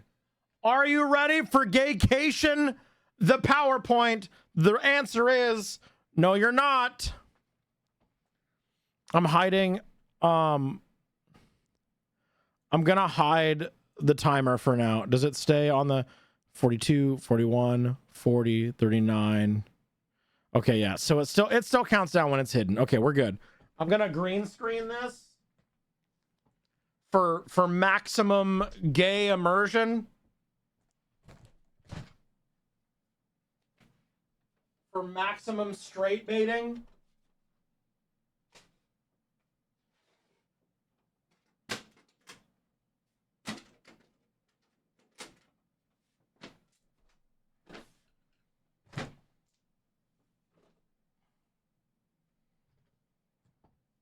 I am going to tell you funny stories. I am indeed.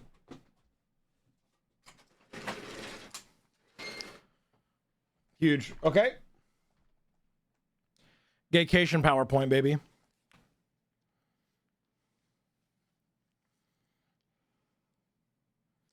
turn on my green screen. There we go. We still have the void.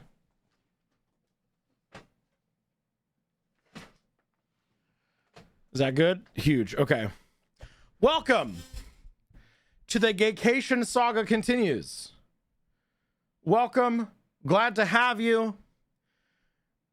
We are here today to discuss a visual guide to Gaycation the prequel and Gaycation 2.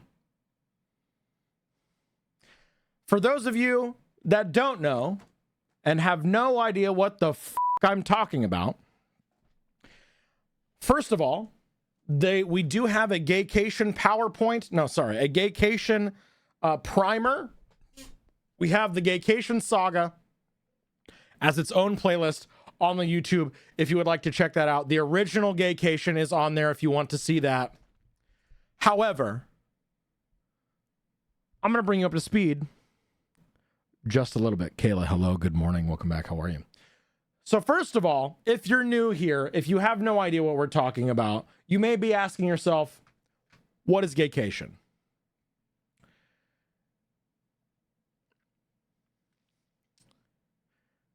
The original Gaycation, a very quick synopsis of the first Gaycation story. Hey wife, can I go do a sex orgy? Can I go do a gay sex orgy? OP approaches his wife and says, can I go do a gay sex orgy weekend in Ibiza, Spain with my sister's husband to be gay for a weekend? But what happens on Gaycation stays on Gaycation. It doesn't count. It's not cheating. I'm not gay because we leave it on the weekend and then we come back and we go back to being straight. There we go. You must submit to the Gaycation or be destroyed, which was said a lot, like it was some sort of cult saying. He gave the analogy of it being like an aquarium. Like you go to the aquarium and you see the fish and interact with the fish, but you don't actually get in the water or become a fish, parenthetical, gay. This had been going on for a while, apparently it was discovered out. The brother-in-law never told his wife. Unlike OP, who approaches his wife, the brother-in-law has been doing this shit for a while and never told him. The brother-in-law's wife, whom OP's wife talks to and informs, confronts her husband. It is revealed that the brother-in-law is into sissy hypno porn and that Gaycation has a lot to do with like hypnosis and hypno play. And then the brother-in-law mentions that it doesn't count because he's under hypnosis and it's against his will. A third sister confronts her husband about it to see if he's also in it because this is all already so fucking weird. He's like, what the fuck are you on about? I have no idea what you're talking about. Oh, wait, hang on a second. Actually, they approached me at the family Thanksgiving dinner and asked me if I would like to be part of a BDSM cross-dressing boot camp. I assumed they were just fucking with me, so I told them to fuck off. At this point, I thought it was too ridiculous to be real. I was like, there's no way that this story is real. This is someone's creative writing project. Until I found the BDSM cross-dressing boot camp on a Facebook page.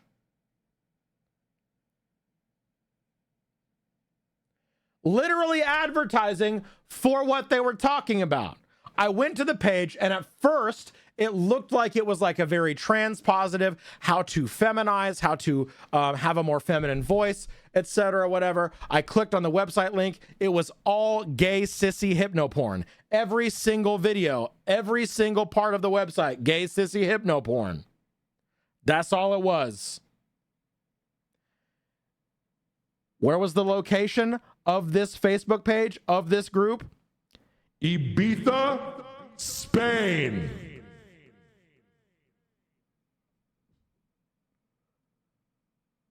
And that's how we have gaycation stories. What makes a gaycation story? Straight boys in denial about being gay and or bisexual, or at the very least engaging in obviously homoerotic behavior and being in denial about it, most likely lying to their wives about being a submissive little gay boy. That is what makes a gaycation story.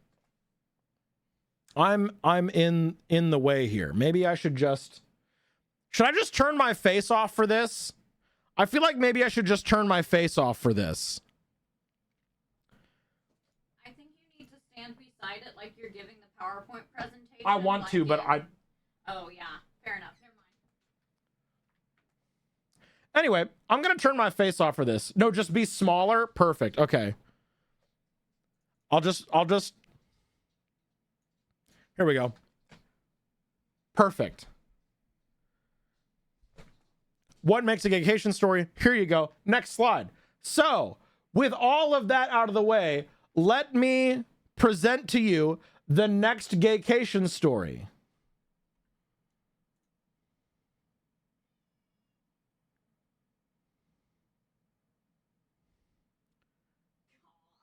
Gaycation too high, too curious.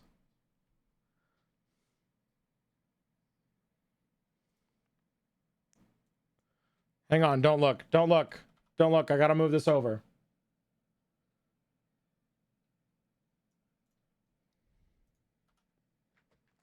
There we go. Am I the asshole for not believing my boyfriend that, quote, suddenly became gay due to the, quote, altitude difference when he was on a work trip in Utah?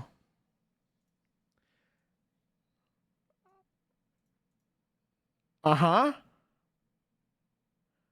Uh-huh.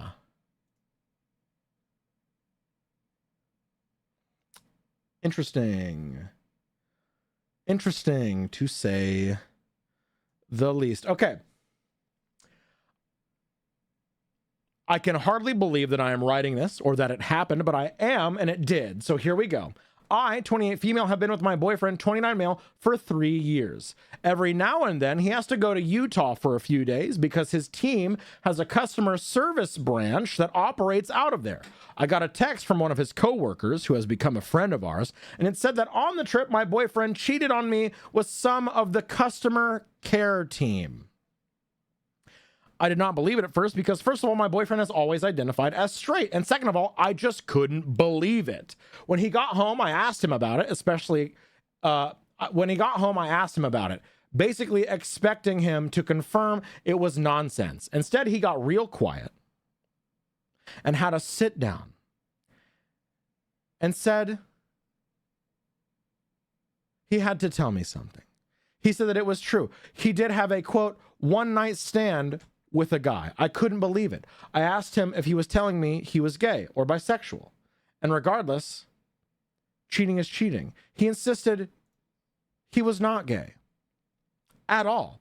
And that the strangest thing happened. He said that when he was at dinner with his Utah coworkers, he suddenly became gay. And I was like, what? What the fuck? He said he thinks it was due to the altitude. Now, quick little sidebar, a quickie little sidebar. Let's do some science real fast. We are going to very quickly cover the actual symptoms of altitude sickness. The actual symptoms of altitude sickness include headaches, vomiting, tiredness, confusion, trouble sleeping, dizziness, homoerotic encounters with your coworkers. Shit, I guess it is on the list. My bad. Anyway, I was like, you're fucking with me, right? But he said after he had done it with this guy, he got really confused as to how, quote, all of a sudden he was gay.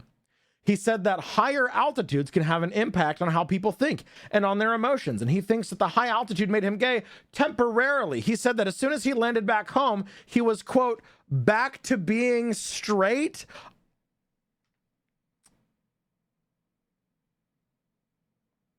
I was like, did he get drugged or something? But he said that was not possible. There were always a group at dinner, which is when he suddenly became gay and was only alone with the guy afterwards. He said he'd done a lot of thinking on his drive back from the airport, and he confirmed within himself that he is straight, and that his only conclusion could be that he was temporarily turned gay due to the altitude. The only conclusion. That was his only conclusion. There was no other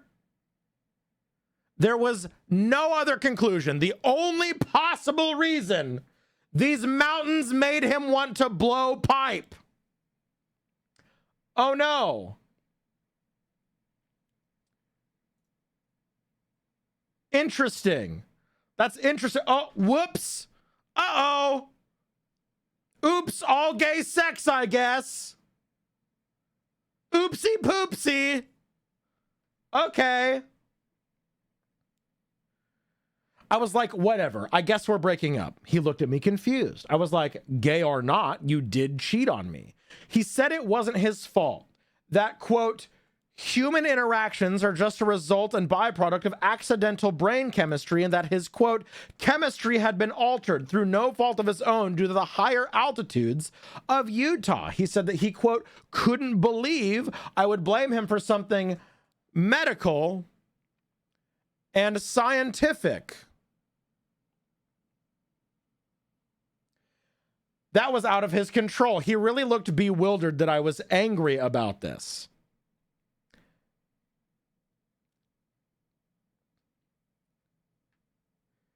I don't know, maybe he's convincing and I'm a rube, but I'm starting to wonder if I'm overreacting. Like, I know it sounds insane, but is it possible to accidentally change your sexual orientation due to emotional changes brought on by altitude? Is that possible? And if it is, am I overreacting? Should I throw away a 3-year relationship for this? He's acting like I'm being rude and weird. I'm confused.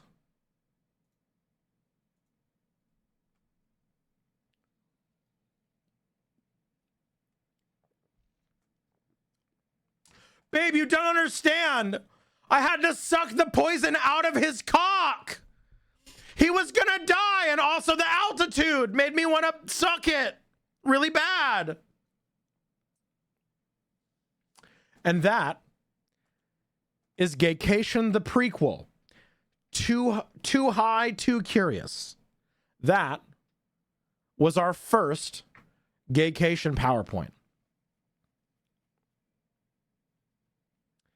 I would like to now introduce you to the second half. Welcome to the interim, the meaningful, the midway point through the Gaycation PowerPoint presentation. Welcome to Gaycation to Naycation Part 1. And I think you're going to need to saddle up, because this one is a doozy.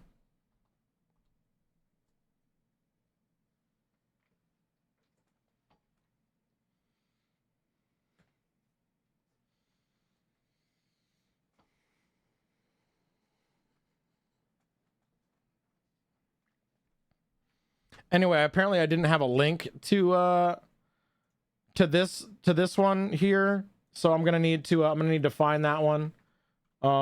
Why did I not link this one in the thing? Hang on. All right.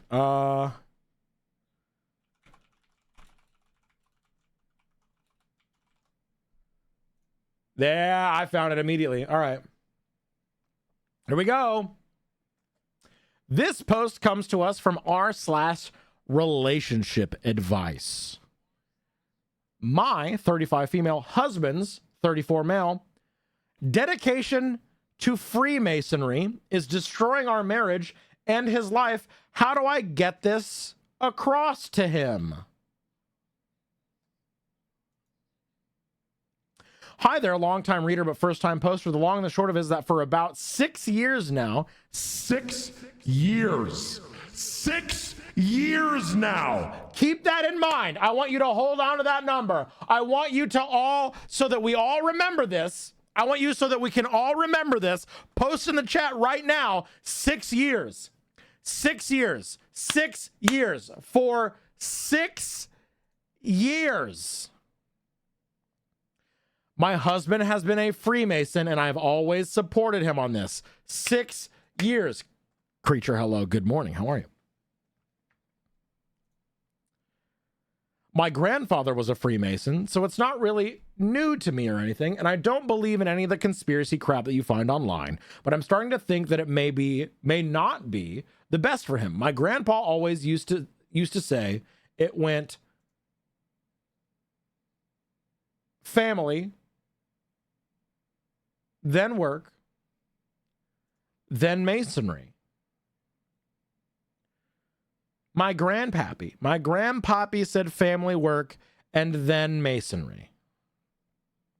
But in my husband's case, it's more masonry, masonry, masonry, then family, then work, then masonry again. He attends lodge nearly every night. For context, my grandpa would go a couple times a month, and yet he's only a fellow craft, so not a part of the add-on things like the Scottish Rite or the Shriners or anything.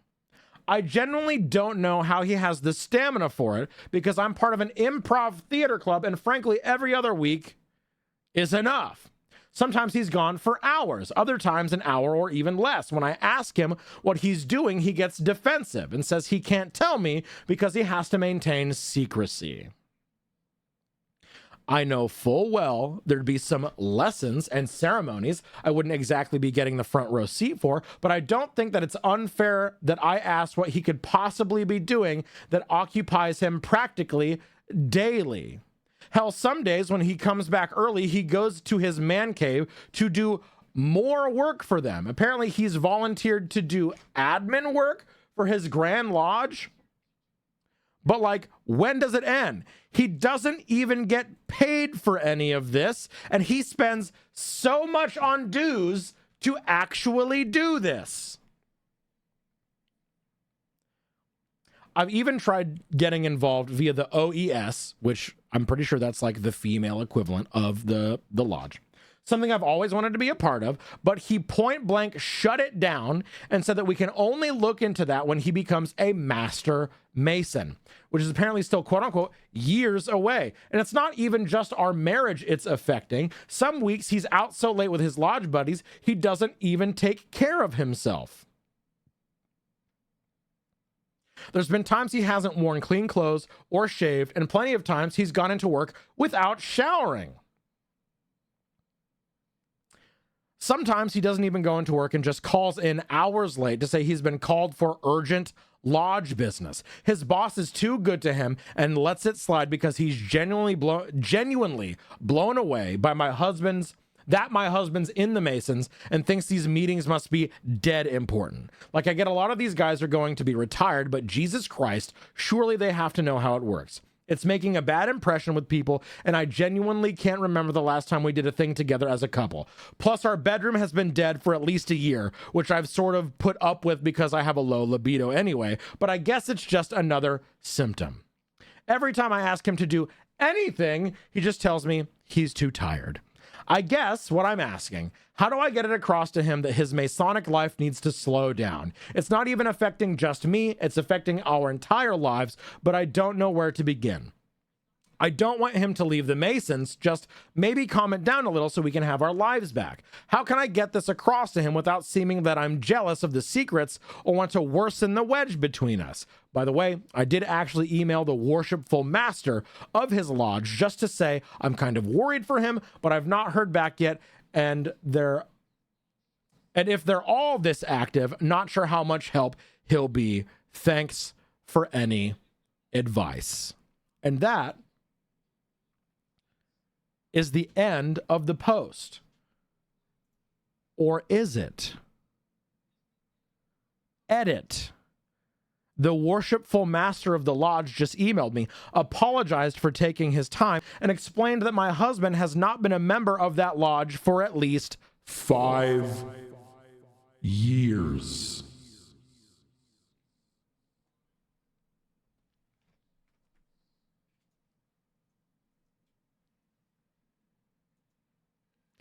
You remember the number I asked you to put in chat earlier?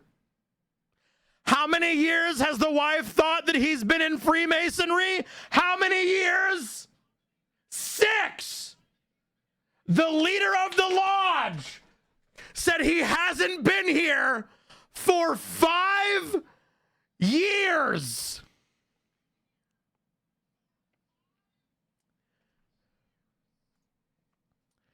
Having left just under a year after he joined. He wasn't even there for a full year. Apparently, he had difficulties with the leadership and had been repeatedly cautioned for soliciting the other lodge members. He told me he checked with the other lodges in the area, and none of them have any record of him switching. So it seems that he left the Freemasons entirely.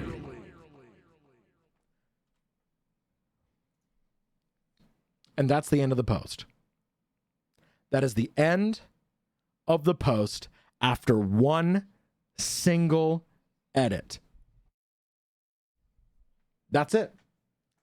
But Beeps, how is this a gaycation story? Where's the lying about homoerotic stuff? Where's the lying to your wives about being a submissive little gay boy? Well, that's the same one. Hang on. May I introduce to you a second post update? Gaycation 2, Naycation, Part 2.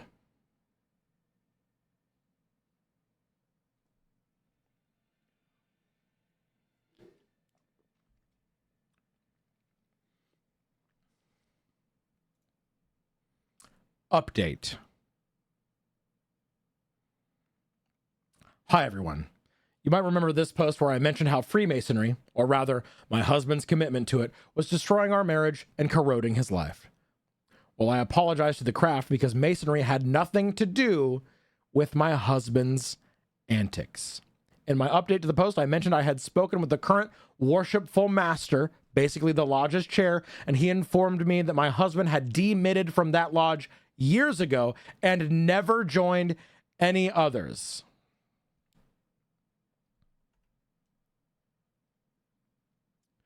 He did suggest that it could be a clandestine lodge, and in a way, I hoped that this would be the case. But I think we both knew that it was highly unlikely. He also ended up putting me through to a past master who was a senior warden of the lodge around the time my husband quit, and apparently it was a jumped before he was pushed situation. I did mention that my husband was in trouble for, quote, soliciting his brothers, but the worshipful master couldn't tell me anymore. The past master vaguely remembered it, and while it seemed no one was exactly sure what he was soliciting them about, it was described as invasive and strange behavior. Me and the past master, David, might as well use names now, me and the past master, David, had a good long chat before he offered to join me in discussing this with my husband, Kevin, with the hope being that we could get through to him and steer him off whatever course he was on. Sadly, I don't have good news. David came around on Monday, and we talked a lot beforehand. Kevin was out, of course.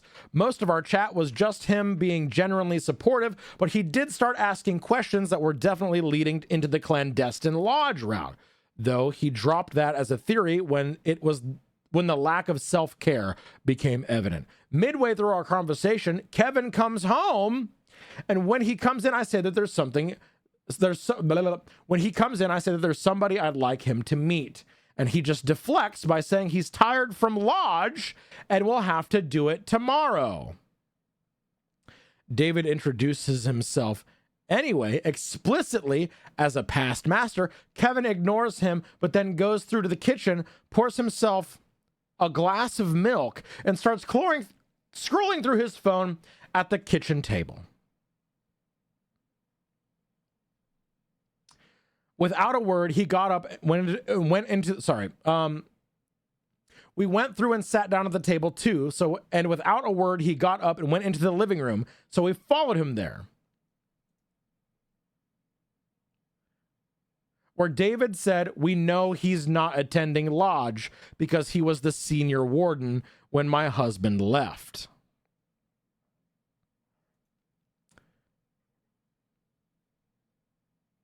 Kevin does this weird laugh and says, "So it's a crime to move lodges then?"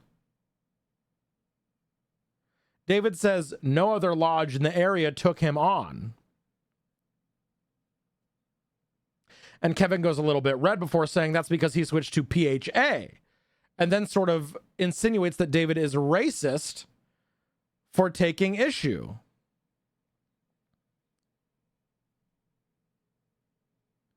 David says he spoke to all of the PHA lodges in the area too, and he's good friends with a lot of their members and know that he's lying again. Kevin says, "Look, I'm just tired. He's not doing this, but I told him we know something's up." And the majority of you thought it was drugs. So I said, "Look, Kevin, is it drugs?" He said no. But finally, he admitted there was something that was up and asked if he could show us something. He just said that he needed to go to his car. David said that that's fine and we'll go with you. I guess in Kevin's defense, he did need to go to his car. In the trunk, he got out this black sports bag, and I don't know what I was expecting, but I don't think anything could have got me prepared for what he showed us was inside. When we got back into the house, he got out this near lifelike latex horse mask and other leather and latex fetish gear, full suit with harnesses and everything. If you were expecting anything to happen, there wasn't anything. We kind of just stared in total silence. Eventually, Kevin restarted the conversation by explaining that he was into a BDSM fetish called pony play, and that he went down the rabbit hole a long time ago. I won't really go into the full details, but the long and short is he's clearly been dealing with homosexual feelings and submissive desires for a long time. He's still in denial about both of them, and he's adamant that he's not bi or gay. He is 100% straight, hetero. Obviously, he's at least and most probably bisexual, but he wouldn't hear it. Anyway, he explained that when he was really struggling with these feelings, the urge, he called it, that's when he joined Freemasonry, because he hoped that it would prove a distraction. He helped help him improve. That sort of implied being around a bunch of old men would help put him off of guys.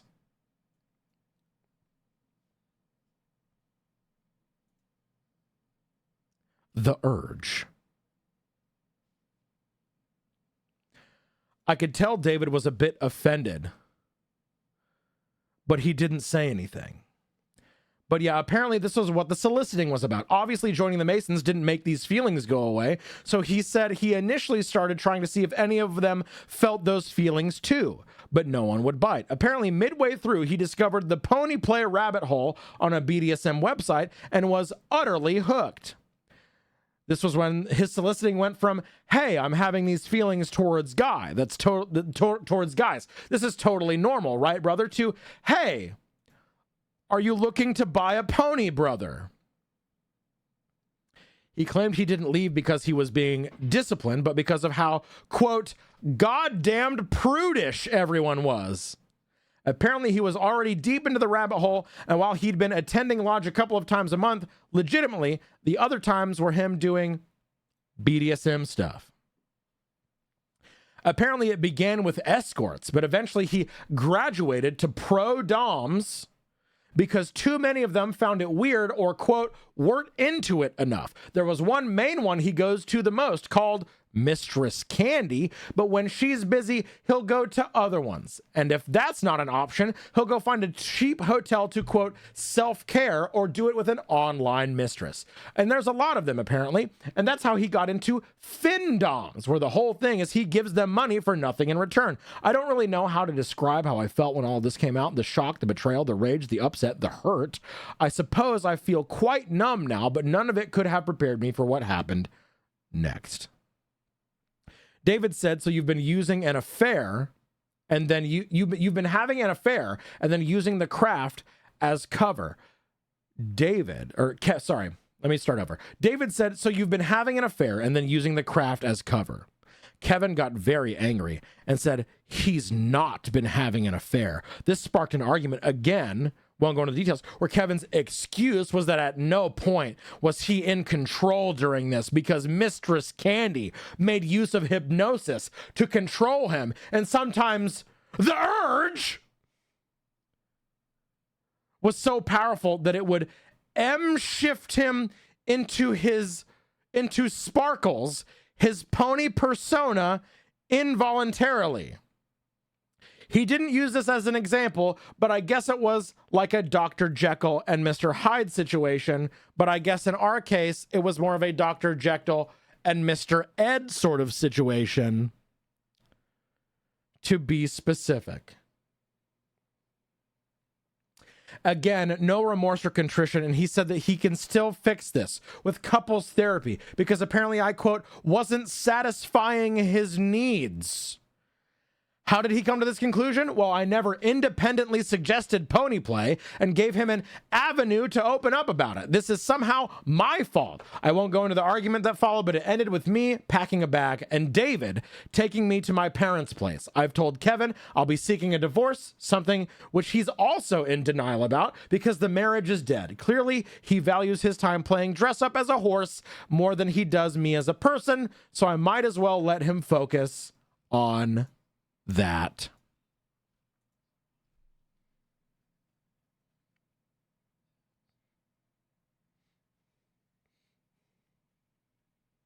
Can you imagine being David and being like, hey, my husband has been way too into Freemasonry. He's been spending countless hours there, doing it every single day. Will you help me talk to him? Actually, it's pony stuff. Surprise, here's my realistic latex mask.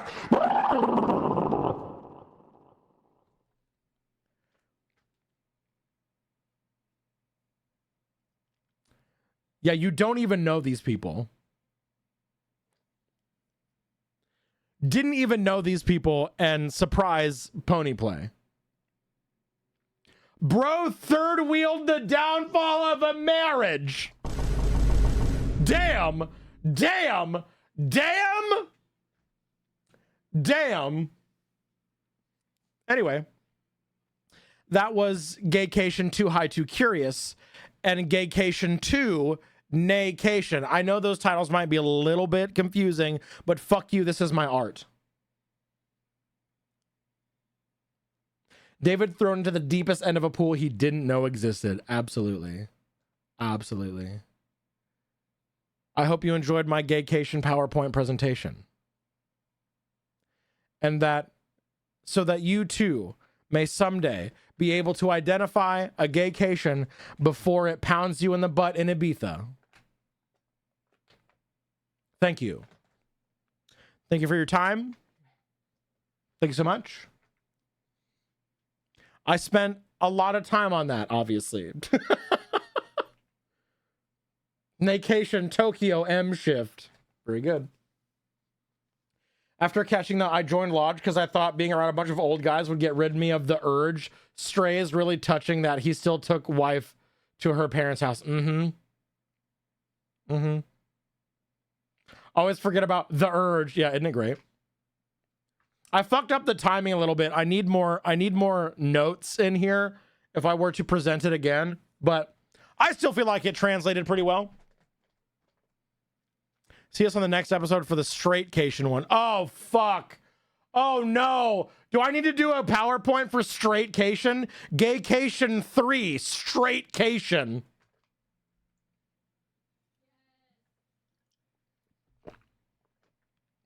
That'd be pretty good. That'd be pretty good. Well, excuse me, princess. More PowerPoint, please. Absolutely. Kenzie, thank you so much for the primer. You could have used that on any of the literal millions of active partner and affiliated channels, and you chose to use it here. Thank you so much. Honestly, putting together a PowerPoint like that makes me feel so professional. hey, Dropout, please have me on Smarty Pants so that I can present Gaycation to you.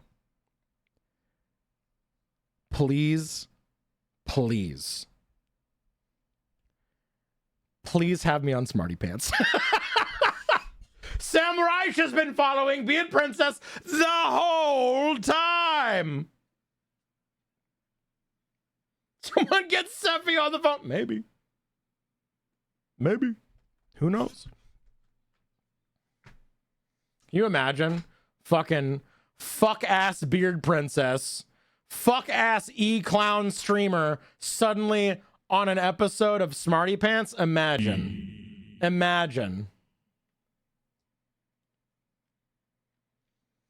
I took a dick in Ibiza to show my findom I was cool. One of 100 you know what? Actually, I think I would need to get to know those people first a little bit. Actually, I could probably do it. But being in front of and presenting Gaycation to literally these, like, extraordinarily prominent in the comedy scene right now, comics and like Dropout cast, that would be so fucking intimidating. I'm confident that I could do it, but like thinking about never having interacted with any of these people before other than watching Dropout IPs and then being like, all right, now I want you to give the Gaycation PowerPoint presentation on Smarty Pants. They have Grant on Dropout. They're clown. Not the Grant slander. Is it bad? I can totally see Sam's reactions. They're a mixture of disbelief and utter hilarity. See, I feel like if I were to present this, I would have to break it up into parts because that itself was 30 minutes long to have both of them together. I'd have to do Too High, Too Curious, and then if I was invited back, do Gaycation 2 Naycation. Use Smarty Pants as a gateway to get a spot on Make Some Noise. Oh, fuck me running. That would be absolutely fantastic. Fucking like Hank Green, Izzy, Rashka, Grant, Siobhan, others. I don't care. Remember the bad names. I'm learning about Gaycation. Right. Imagine me presenting Gaycation.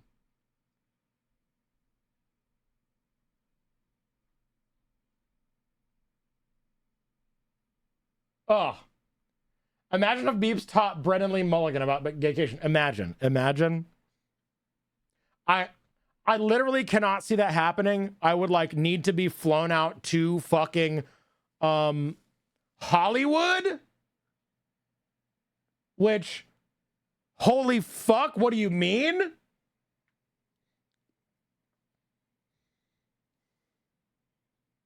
I'm pretty sure Grant has been on Gaycation before. Oh, I could absolutely see it. Absolutely see it. I could absolutely see that. Didn't he blow like a double-digit number of dudes at a party? I think that was on an episode. Can we crowdfund my fucking guest spot on Smarty Pants? Imagine. 47. Babe, why do you have that number just like ready to go? Why do you specifically remember the number of dudes that Grant O'Brien blew at a party once?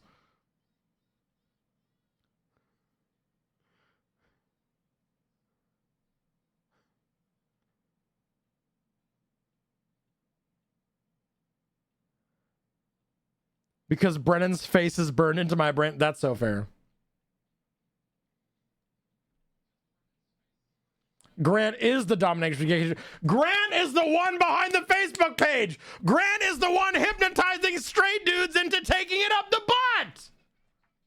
That's what it is. It's been Grant O'Brien the whole time.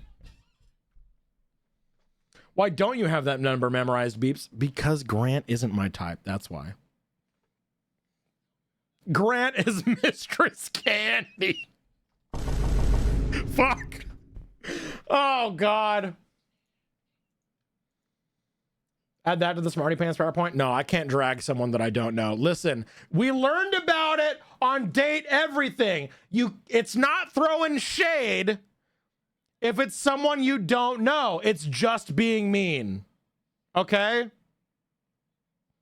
You got to have a rapport. You got to know the limits. You got to know the boundaries. You got to know when you're throwing shade at a homie and when you need to fucking stop and back the fuck up. And I don't know any of those actors. I've never interacted with a single one of them except for Seffi. Seffi I could throw shade at. Absolutely. Would I want to? No, because she could eviscerate me way better than I could throw shade at her. 100%, she would tear me apart and eat me alive, which, like, you know? However, I don't want to get in a shade match with Seffi.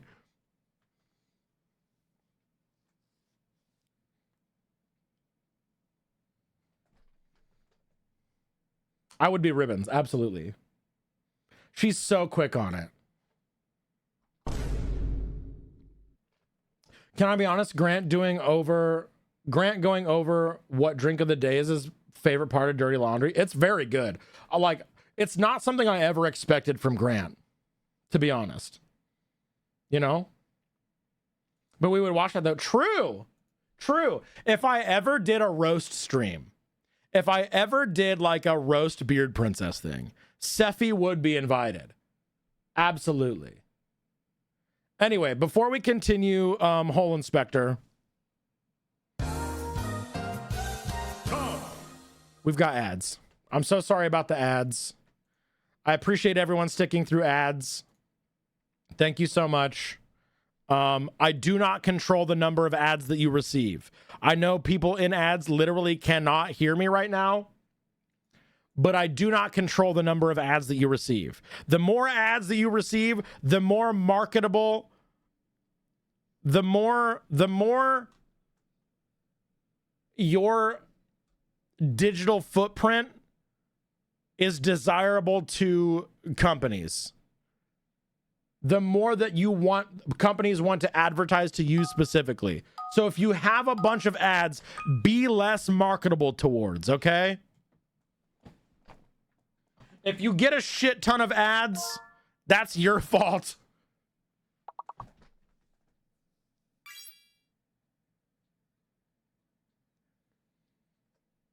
Wait, he's like an actual bartender?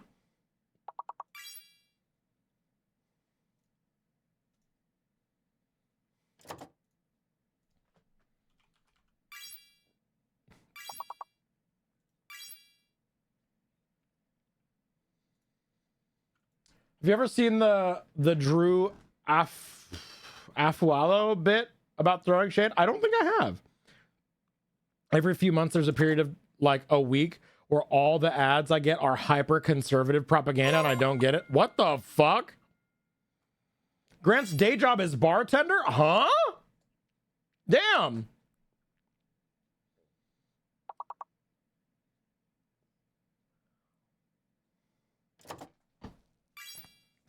Thank you, Guava.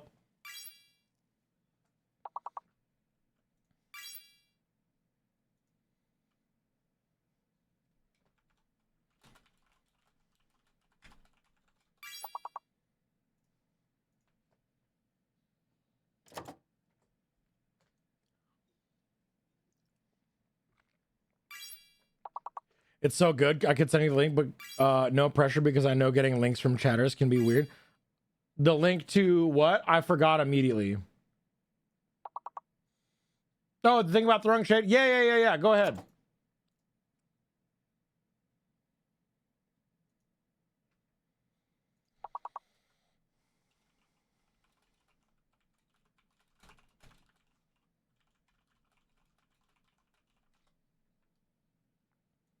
Brennan also worked as a bartender in New York City for a while. No, that doesn't surprise me. That doesn't surprise me at all, actually. Are we back? Are we back from ads? Are we back from Adgeville?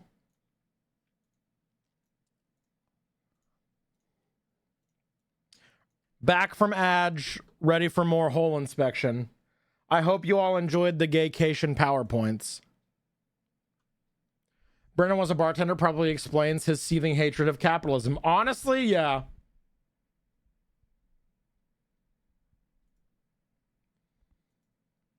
Okay, here we go. It's time. I think it's keyword search time. I think we're going to keyword search. If you would like to choose the keyword or phrase, or if you have a specific post in mind that you would like to send to me to cover, type the word whole into chat for a chance to win and choose our next post.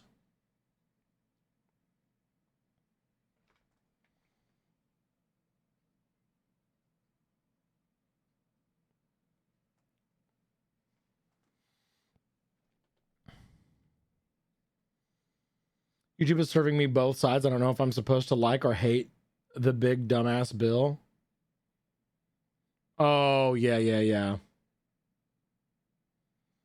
The word God damn it, Shaw.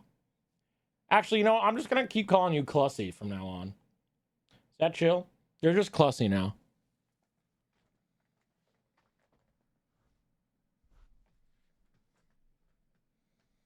You're just Clussy now. All right. And the winner is Anna Banana. Anna Banana.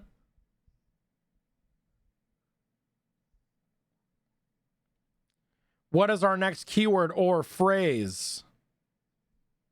Funnel. Funnel. Interesting. The top funnel post. We had to have read this one before, right? Ain't no fucking way.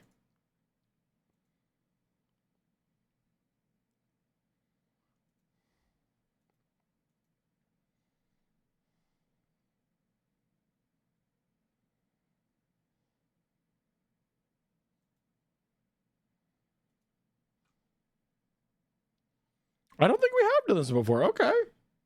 Sure. Top funnel post.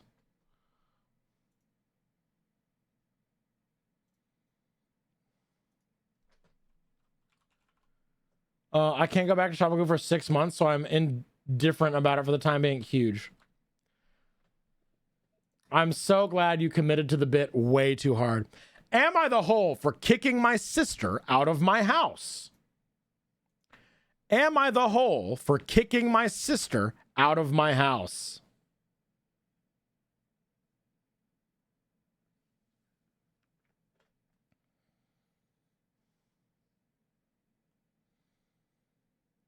Yeah, how have other streams reacted to having Clussy Wang in the chat? Vine giggled when I explained what happened. That's so good.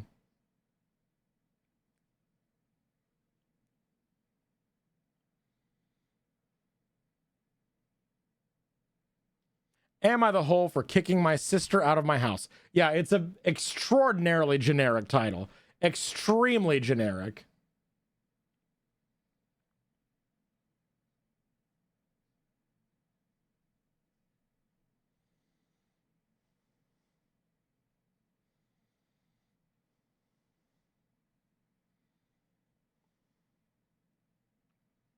How split are we on this? 65% for not the hole, 35 for hole. Okay, here we go. Okay, so me, 27 male, my girlfriend, 27 female, and her sister, 27 female, live in a 3-bedroom apartment in the city. My sister, 20 female, went to university nearby, but because of COVID, couldn't stay in the dorms anymore. And since I live a 10-minute walk from campus, compared to my parents who live an hour drive away, I let her stay with me, since the 3rd bedroom is just a spare room. My sister is a very social person with a large circle of friends, so I told her that she can have friends over occasionally, as long as it's just a couple of people max and they don't make a mess. She agreed to this.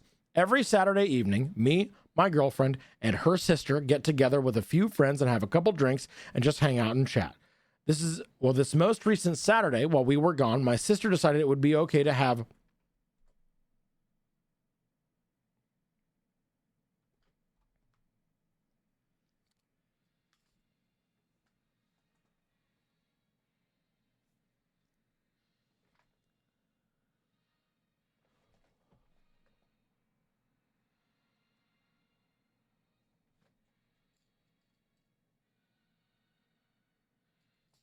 I just got to make sure that this is...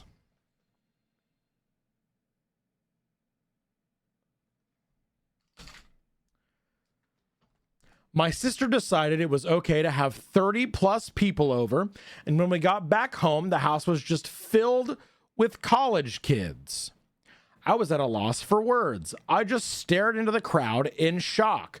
My girlfriend was the same. It was her sister that spoke up and said, okay, anyone who doesn't live here is going to leave this Anyone who doesn't live here is going to leave this very moment or I'm calling the police. All the kids quickly funneled out, leaving my sister as the only one in the room and a huge mess everywhere. I'm a generally calm person, so I just asked her why in the world did she think it was okay to have so many people, or why in the world did she think it was okay to have so many people over, especially in the times we're in? All she said was, I thought you'd be cool with it.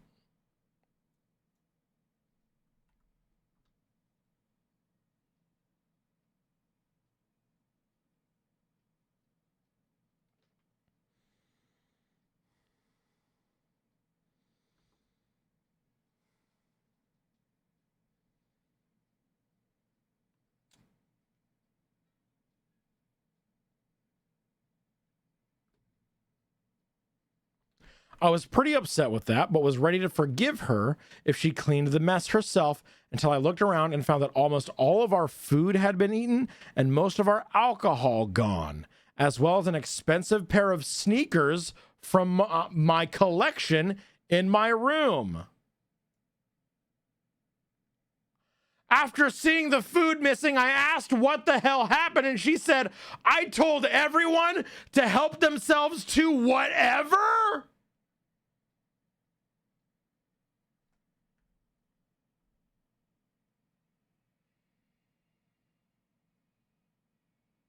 Girl, this is not your home! Why you give me what? And then someone took that to meant shoes? After hearing that, I told her to grab her things and that she's not staying here anymore. My girlfriend reiterated this. My sister protested, saying that it shouldn't be a big deal. She didn't know someone stole my sneakers, but I told her this isn't up for debate and she needs to leave. She ran to her room, packed her things, and stormed out in tears. After that, I felt kind of bad because I didn't want to do anything to make my little sister cry. The next day, I called my parents to make sure she made it there safely. My mom said she didn't go there and that she was staying at her friend's house near the school. I'm like, why hasn't she been staying there this whole time then? And my mom said it's because she wanted to spend time with us since she never gets to see us.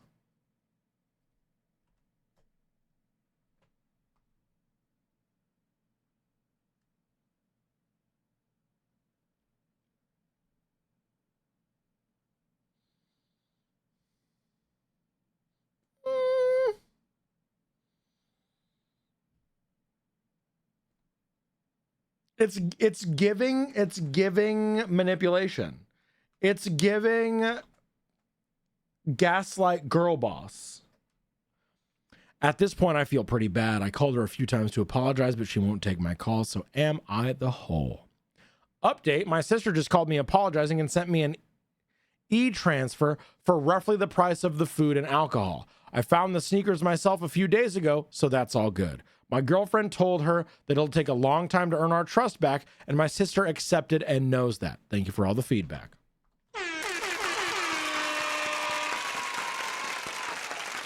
Okay. Okay, she's still an asshole, but okay. At least she started to make amends. I love the top comment here. Not the whole. Having a party with 30 plus people isn't really spending time with you either. Yeah. What convinced her to grow up? It could have been the Reddit post saying that she was a fringle, frangle, dingle, dangle, dingle, dongle. You know?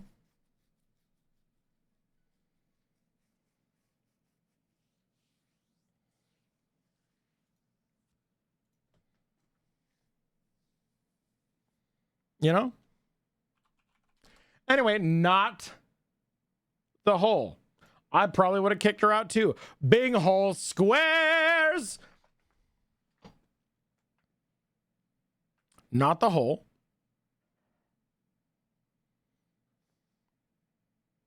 Entitlement for sure. Holy fucking shit.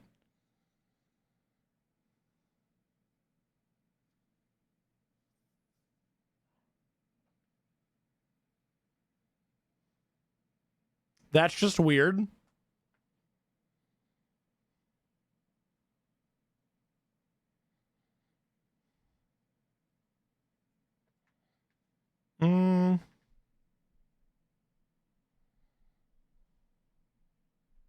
I'd say shitty but justified.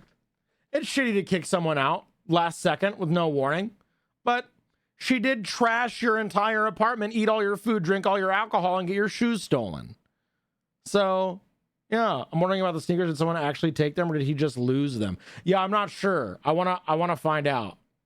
Let me check the account.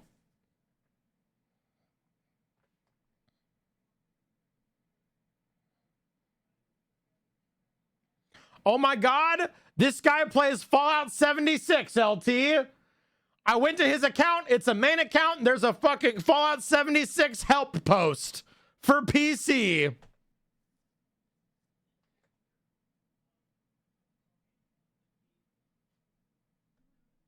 Amazing.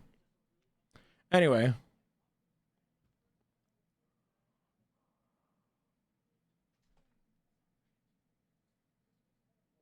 There's a bunch. Someone who played Fallout 76 picked up a Junkies exploding reduced weight Gatling plasma gun for 18,000 caps. Holy fuck. That's so good. Anyway, let's see. Okay. For years, my GF has been on her case about being more selective about her friends. I live in Canada. The drinking age is 19.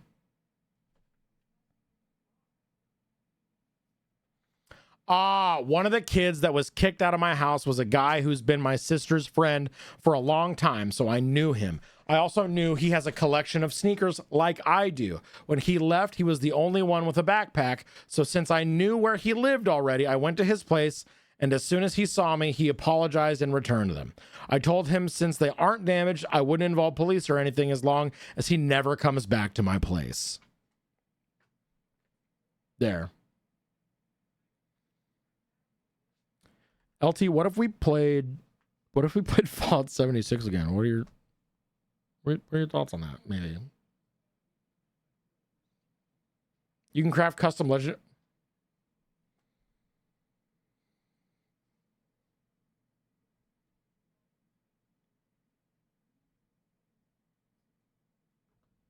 Anyway. Yeah. I'll say edit comment had crucial information then. I think that counts. Where were we at? Oh yeah, shitty but justified.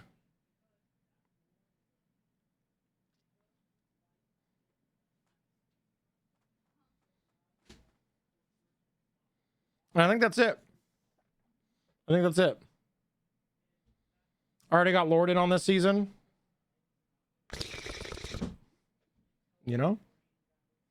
Squinkle dongles. Thank you, Kerfluffle. I appreciate that. This has got to be the most also the Enswell posts I've seen in a while. We've got a lot.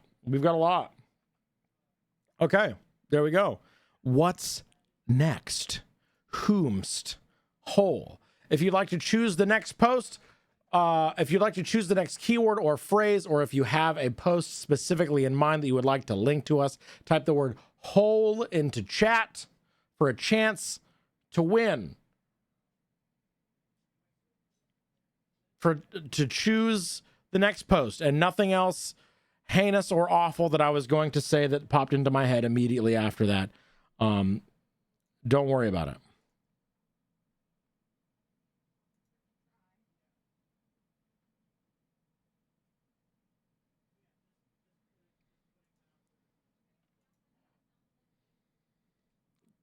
Clussy, god damn it.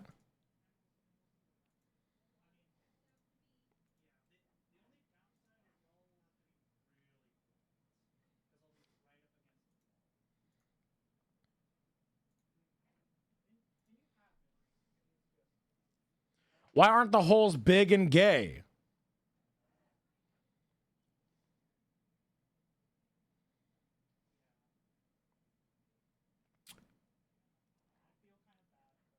Well, why are the holes not big rainbow holes on screen? I don't know. I don't know. I don't know. Anyway, next winner is Evo Tar. Evo, what do we got?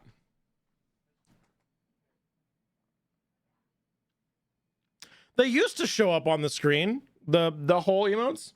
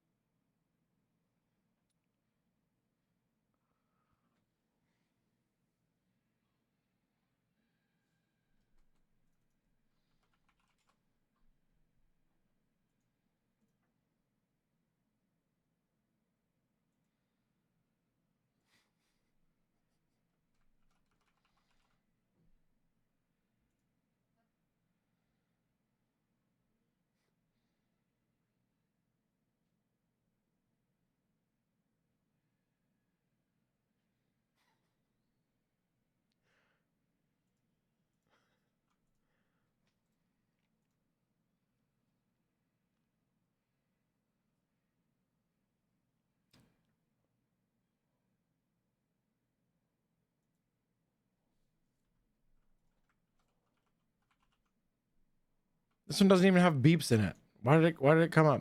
All right, we Whoa,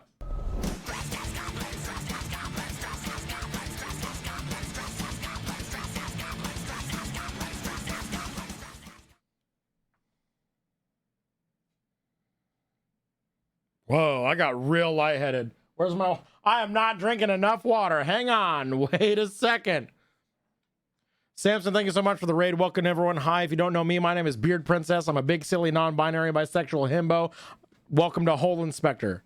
If this is your first time with us, exclamation point bingo. Get your randomly generated Am I the Asshole themed bingo card. Here's how it's going to work. I'm going to read the title of a post. We are literally just about to start a new one, so there you go. I'm going to read the title of a story.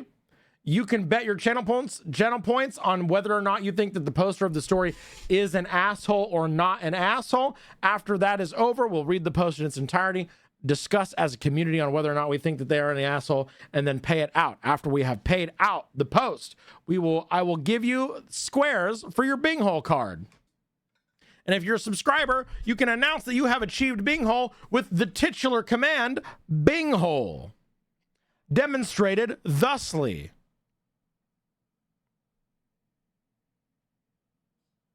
Bing hole. Thank you so much. Thank you for your Bing hole.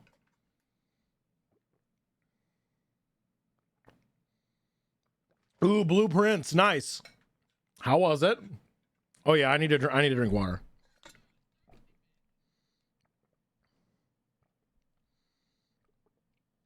True. Your mug green screen is messing with my head.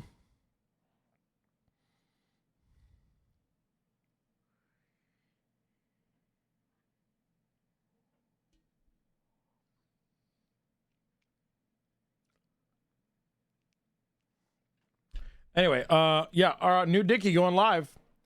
New Dickie, new post. Here we go. The beeps post. We've done that too much.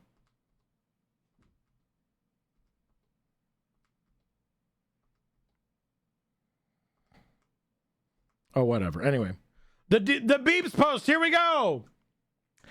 Am I the hole for telling my neighbor to get over it when I wake her baby up?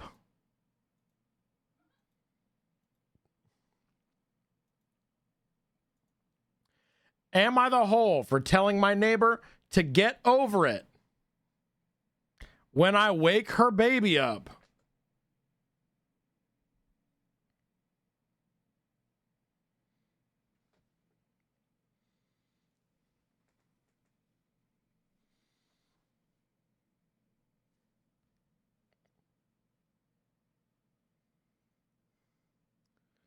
Am I the hole for telling my neighbor to get over it when I wake her baby up?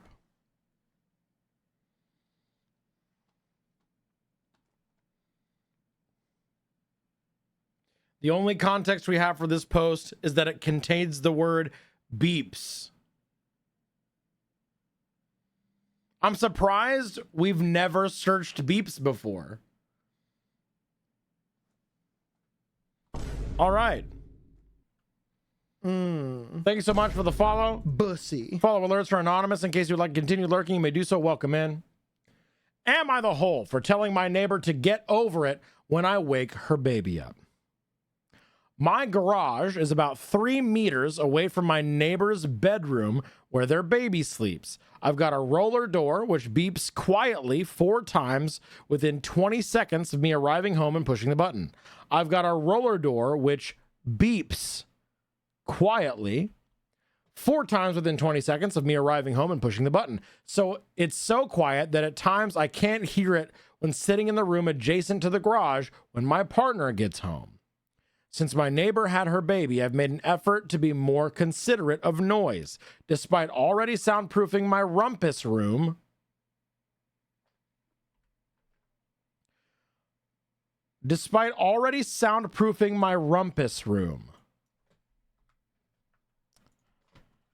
Rumpus. Yeah, let's go rumpus room. A room typically in the basement of a house used for games and recreation. Oh. It's a rec room. Okay. Rumpus. My rumpus room. I've stopped playing my drums after 6 p.m. I've also declined hosting friends outside in my backyard due to noise. I think I've been more than considerate, but apparently not. I get home from work at 11 p.m. and put my car in the garage. A couple weeks ago, my neighbor approached me and asked if I could wait until the morning to put my car away. But I declined as there have been break-ins to cars on our street lately. My car is also one that is targeted by thieves a lot as parts are expensive, and it's an enthusiast car. I apologized but was firm when telling her that I will not, under any circumstances, leave my car out overnight. I also know that they sleep with their window open that faces my garage, but I thought it would be weird to bring it up and suggest that they close the window. I'm also confused as I have an aftermarket exhaust in the car, which is louder than the original, but they have nothing to say about it. Interesting. A couple nights ago, I came home after her husband's car blocking my driveway just enough that I couldn't get my car through.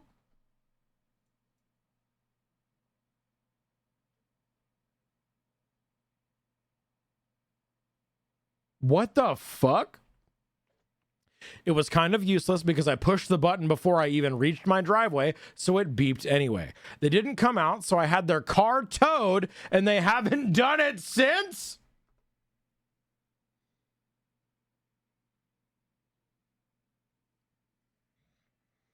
Oh, how's your tow bill? Oh, how's your impound fees? Today, parenthetical Saturday, I decided to play my drums around lunchtime in my soundproof rumpus room. You can only hear minimal vibration from the kick from the outside, but it's at the rear of my property and quite far away from any neighbors, but they still had something to say. My wife came over and basically said she had put up with my noise for long enough and that she was exhausted due... Oh, sorry. The wife, not my wife. The wife came over and basically said that she had put up with my noise for long enough and that she was exhausted due to the kid never sleeping thanks to the noise that I make. I was definitely still miffed about the driveway blocking situation from the other night and snapped a little, telling her that I'd been considerate enough to already make concessions in terms of noise. I said that while it's within my right to play music up until 10 p.m. in our council, I've cut myself up at 6 p.m. in consideration of her and her child. I said that from now on, she'll have to get over it because I was done catering to her and her family. This is all so exceptionally reasonable. Like, Move your baby to a different room if it's that big of a deal. Like, right, Guava. Babies don't sleep. That's just like par for the course. Being silent while kids are trying to sleep is not the way to get kids used to noise while they're sleeping. Oh, true. True. She lost our moral high ground when they blocked his garage.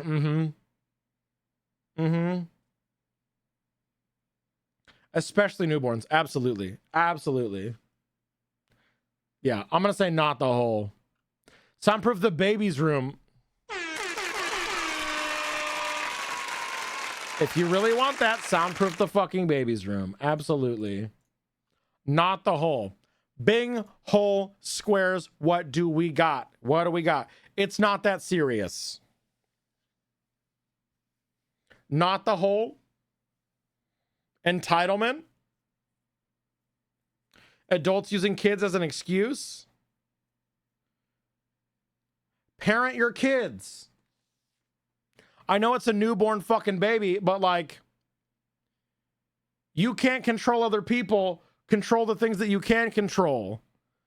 Improve the room, improve the situation, move your child somewhere else to get it better sleep. Do other things. It's not other people's responsibility to cater their lives around yours. End of story. Shitty parent post. That's just weird. I would say complaining about basic chores. Kids being kids. Babies don't sleep. That's a whole thing about babies, is that they wake up all the time in the middle of the night and you still got to take care of them. That's like baby trope 101.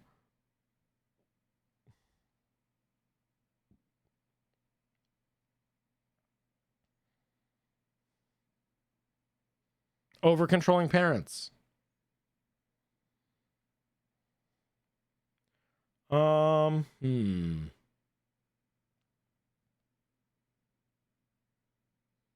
That's it. That's all the squares. Baby's gonna baby. Absolutely. And that's the beeps post. Huge. Okay. I'm so sorry to do this. I think I might end about an hour early. We're gonna do 1 or 2 more posts. I'm suddenly not feeling very good. I'm suddenly kind of feeling not so great. So we're gonna just do a couple more. It hit me like a fucking truck, actually. Ooh, that was very strange. All right, if you'd like to choose the next post, keyword or phrase, or if you have one in mind, you can send me a link. Type the word whole into chat.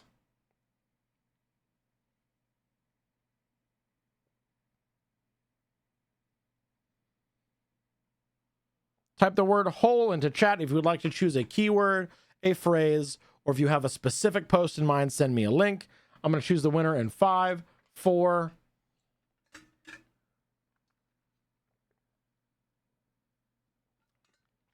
Creature, thank you for the hydrate. 3, 2, 1. Leah.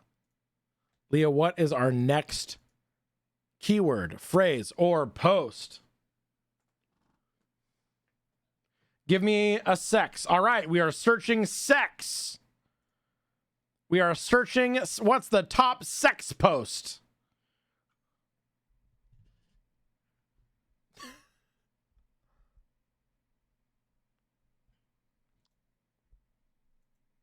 What?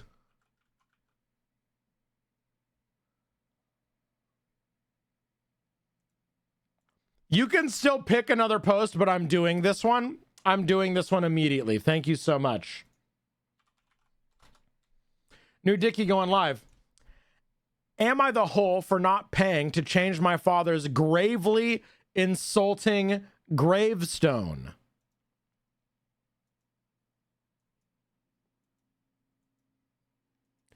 Am I the whole for not paying to change my father's gravely insulting gravestone?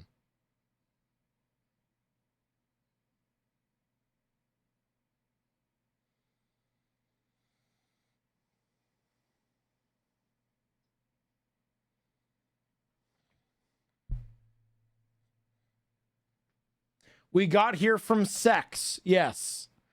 We searched the word sex and we got this. Am I the whole for not paying to change my father's gravely insulting gravestone?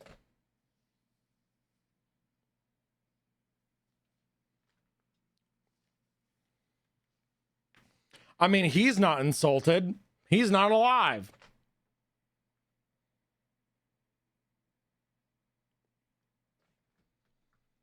How split are we on this?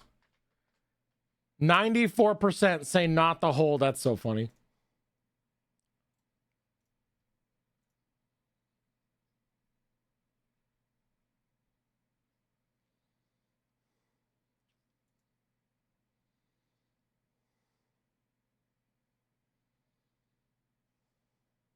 Ooh.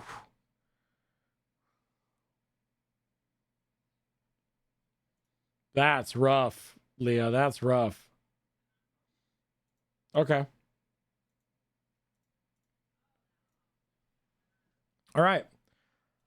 Am I the whole for not paying to change my father's gravely insulting gravestone? My father and mother had a very bitter marriage toward the end of his life. He had a long-running affair with another married coworker and got her pregnant before he passed.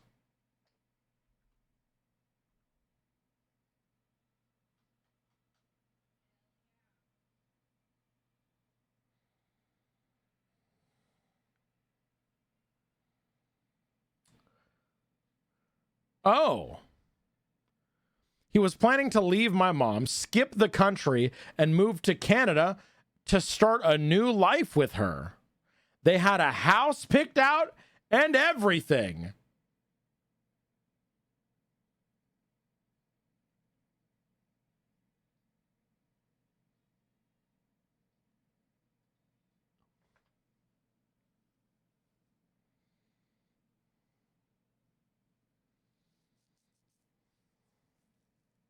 This is 4 years ago. He had moved out and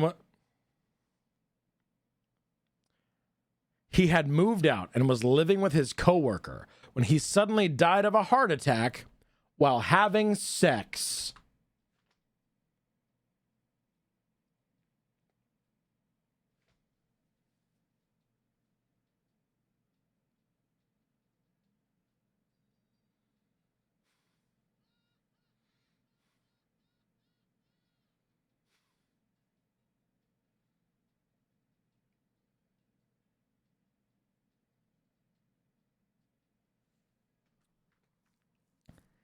Divorce papers were never filed.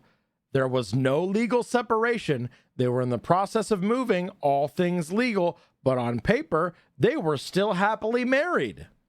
Now, me and my siblings are already out of home. Our youngest sibling is 19 and is in college. I work for a tech company, and I'm currently back in my hometown helping my mom manage his estate. My mom was hurt and petty and marked his gravestone as in loving memory of John Doe, son, husband, father, and adulterer.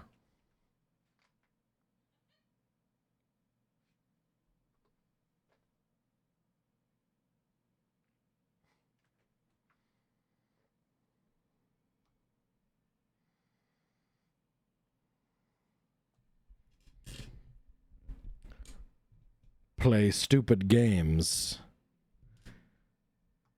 Win stupid gravestones. Maybe next time, think about before you stop at the come and go.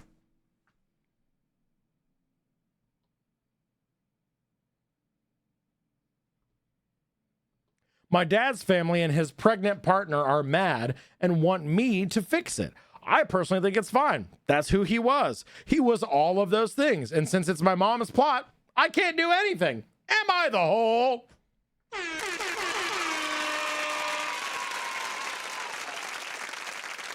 Is it the pump and dump or the pump and shovel?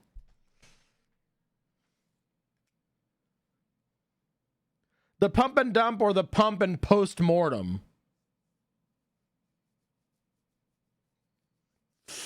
Ooh. If they can't do anything, how is this even a question? I guess they could like try to convince the mom or anything. Yeah, not the whole. Not the whole. Absolutely not. Incredible.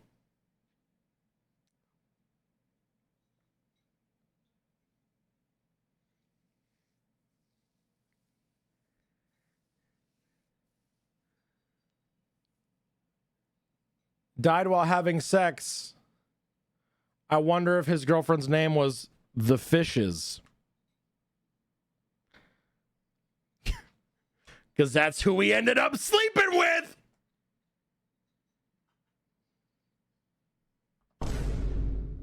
I'm so sorry. That was Fash. Fash. What was he sleeping with? Fash.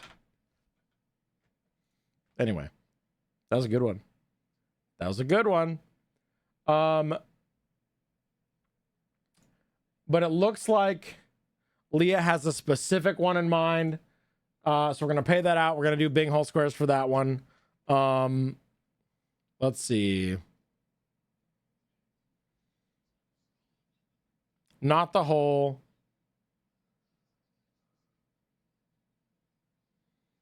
Shitty parent post.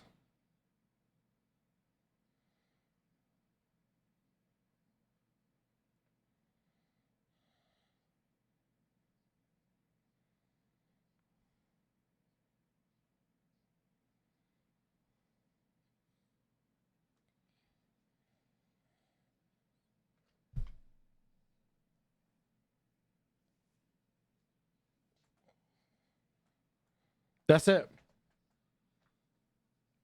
Coitus and rigor mortis. Mm-hmm. Damn it, LT. God damn it. All right, we have a specific post submitted, and it's long as fuck. It is giant blocks of text. So this one will absolutely be the last post. Last hole of the day. Here we go. Am I the hole? I'm refusing to talk to my father and spoiled sister who wants to walk down the aisle with me in white. I'm refusing to talk to my father and spoiled sister who wants to walk down the aisle with me in white.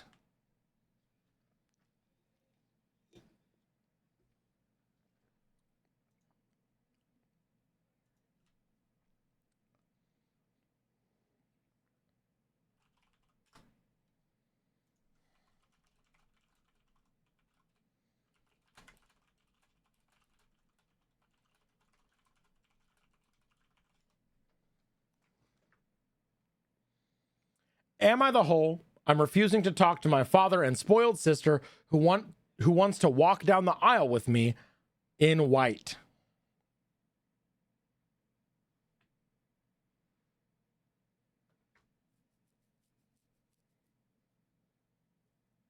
Don't spoil it, Leah. Don't spoil it.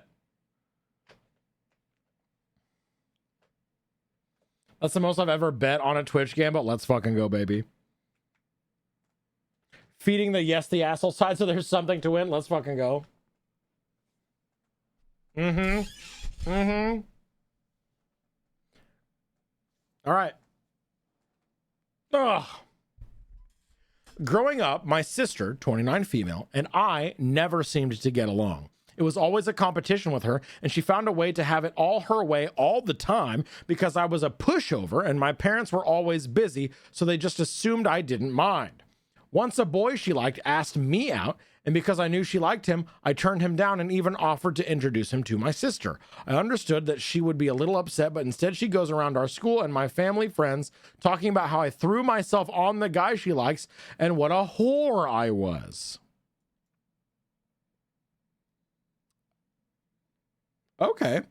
When I graduated high school, I got into a pretty good college on a half scholarship. I posted about it on Insta and even got treated to a fancy dinner by my cousins. All this while she was still living with us and attended a community college after my parents persistence. When she found out about the posts and dinner, she went crying to my dad, who was always favored her, and took her side and threatened to not pay for my college for flexing and being ungrateful.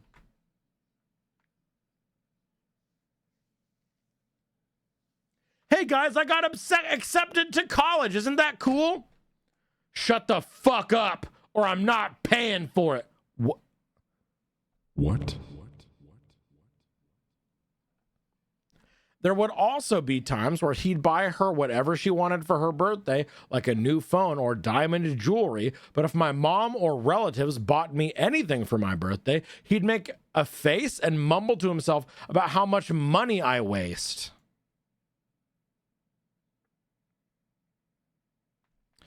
Their relationship makes me wildly uncomfortable. For my 16th birthday, my mom bought me a diamond necklace with my name on it. My sister acted like she dropped it when I was away and damaged it by messing up the lock. We tried returning it and getting it fixed, but after they quoted my mom a very high amount to get it repaired, my dad forced my mom to just exchange the necklace into money for family reasons, which was really just to throw my sister a bigger 17th birthday party, while he didn't even throw any party for my 16th. His reason? You need to focus on your exams.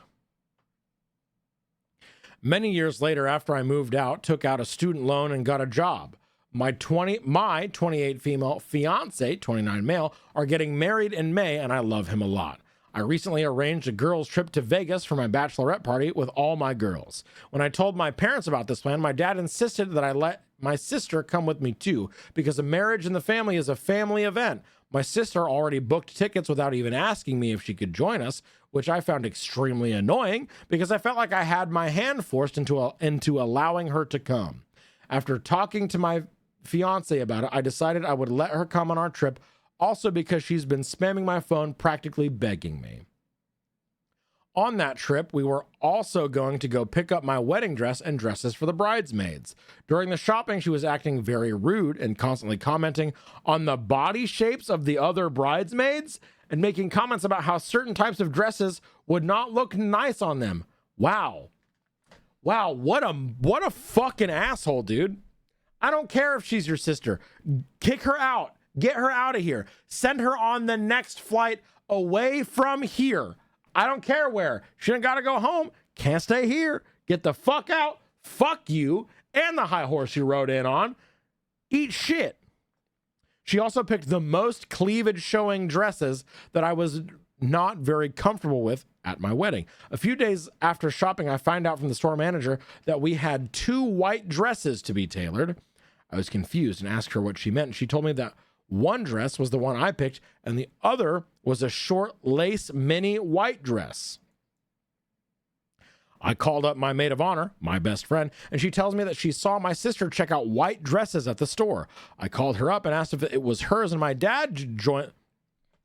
I called her up and asked if it was hers, and my dad joined the call and said it was only fair if she also walked down the aisle in white because she was getting older and is still single and may not have the experience of doing it in her 20s. And as a good sister, it was only fair for me to want to do it with her, as it shows our close sisterly bond. What the fuck are you talking about? Shut the fuck up! Shut the fuck up! This is so fucking weird. Dad is weird. Absolutely. Dad is so fucking weird. Uninvited, both of you. Neither of you are invited to my wedding anymore. If you show up, I will have you thrown out. Jesus. I'm same, mother skunk. Gross as hell. Gross as hell. I told my bridesmaids and fiance about this, and they were all shocked at my father's behavior. My mom has been pretty quiet about this whole situation, but was also upset with my dad. I informed some of my cousins, and they all tried to talk to my dad about how that's a bad idea, and he said that he won't let us do it. and that he said that he won't let us do it at our decided venue. We're doing it at our family vacation home in another state to keep costs low if we don't let her. Oh. Mother Skunk, hello, welcome in, glad to have you. You're not allowed to use the venue if you don't let your sister also walk down the aisle in white. Okay, new venue, sick. Great. I'll do it in my back fucking yard. I'll do it at the local motherfucking dump, asshole. Eat my ass. Yeah, he's holding the venue hostage if she doesn't let her sister walk down the aisle with her at her own wedding, also wearing white. Fuck you. I never had big parties or celebrations. It was always my spoiled sister who had the big parties and gifts. I picked my family vacation house because it was my late grandmother's that my dad now owns. My family and friends are offering to help us cover the costs of finding a bigger, nicer venue, but my mom is asking me to work it out with my father and sister, who are refusing to talk to me because I'm being an egoistic bride.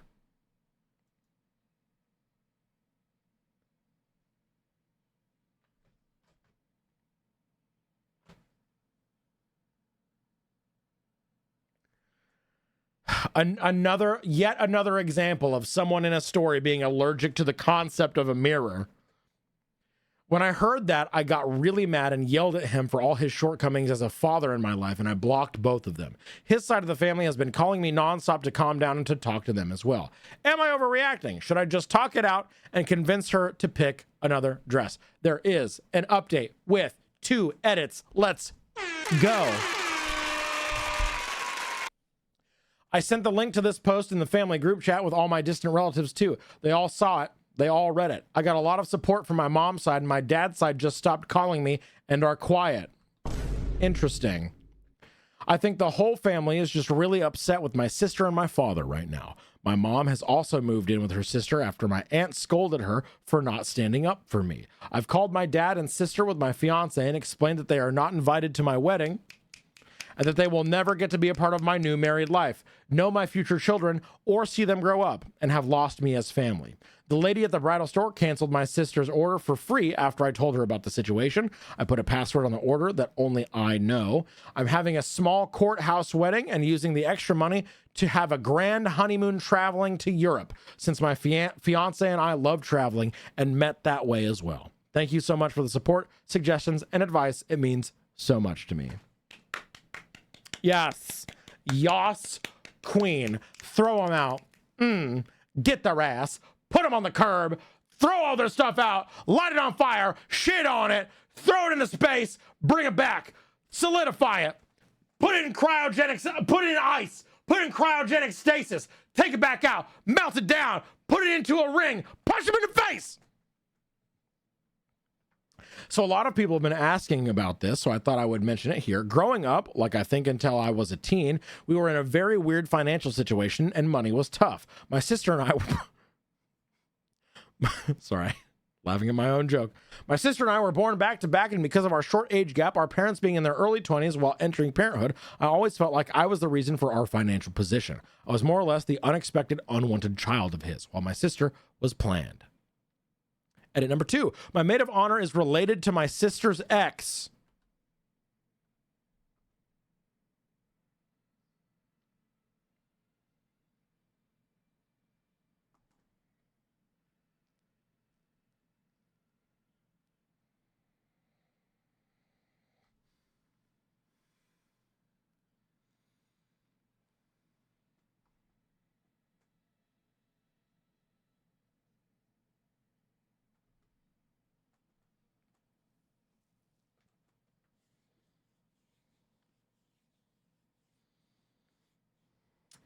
We all met up for lunch this afternoon. I got to know that crazy idea of wearing white to another person's wedding has always existed. When I was away for college, apparently, there was a time she showed up in white as a +1 date for her ex-boyfriend.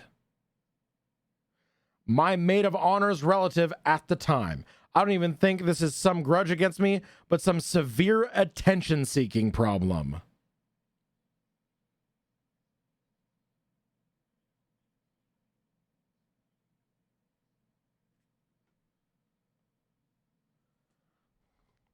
Messy. Messy as hell. Messy as hell. Damn. Damn. Yeah. No, not the hole. Wait. Am I the hole? I'm refusing. Oh, yeah. No. For refusing to talk to your father and your spoiled sister? Kicking them out of your wedding? Absolutely the fuck not. No, thank you. Mm-mm. 1 million years therapy! 10,000 years therapy, no trial!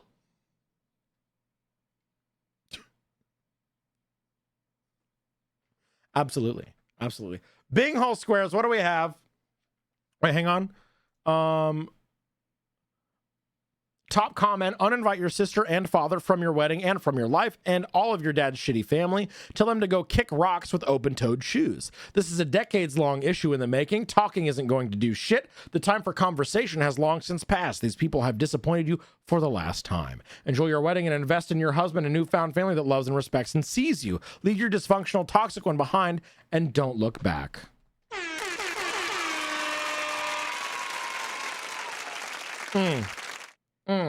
Yes. Yes. Yes. Yes. Good. Yes.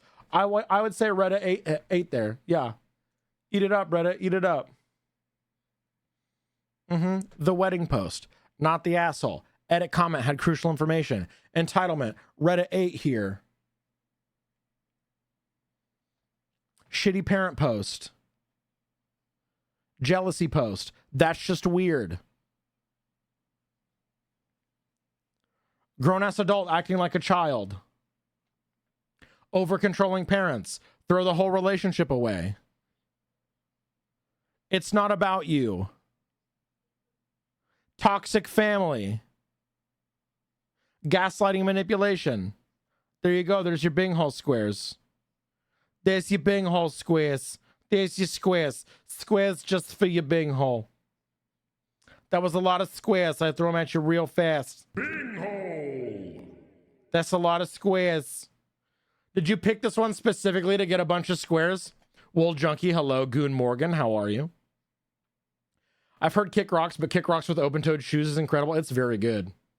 It's very, very good. It's very, very good. I liked it a lot. And that was the specific post. I'm starting to get pretty brain foggy, and I'm having a hard time reading right now. I will be so totally upfront and honest with you. It's because my balls hurt.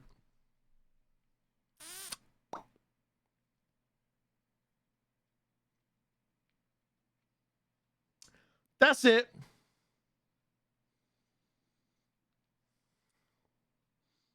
Sorry about your balls. Yeah, I gotta go rest my balls for a little bit. Thank you for sharing. You're so welcome. Swollen from the wax. It could be. It could be from the wax. Ren, I got my first Brazilian wax yesterday. Do not pin. Sorry about your ball. Okay. Actually, we're making that the raid message. How, who do we raid sorry about your balls? We're gonna raid my friend Chromunist, who is playing Clair Obscure parry only hard mode, and seems to be near the end of Clair Obscure. What's the raid message? I don't think we should do sorry about your balls. Is there a good Clair Obscure themed raid message we could do?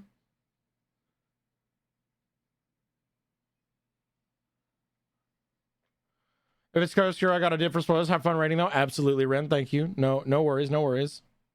Sorry about your Gunther. What's the first guy's name? We all forgot. I don't know, something about feet, maybe? No.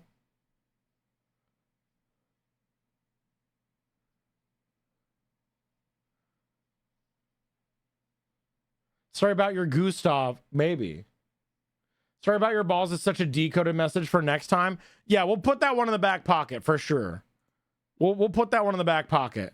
We'll put the balls in the pocket for D. What's the raid message for Crow?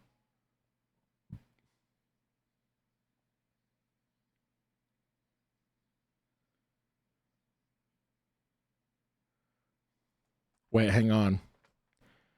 What if the raid message was ended early, ball hurdy?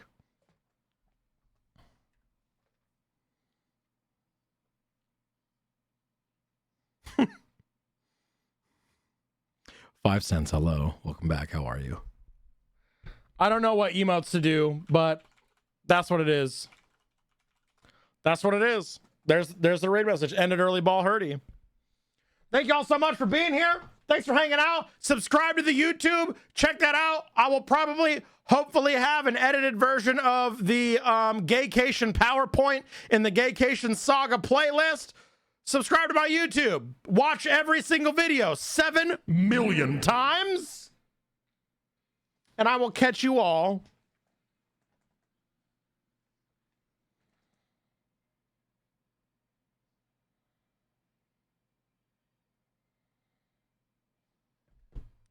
tomorrow for more Silent Hill because I need it.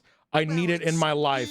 I need it so bad. Princess. I need more Silent Hill content in my mouth. Okay, I'll see you tomorrow.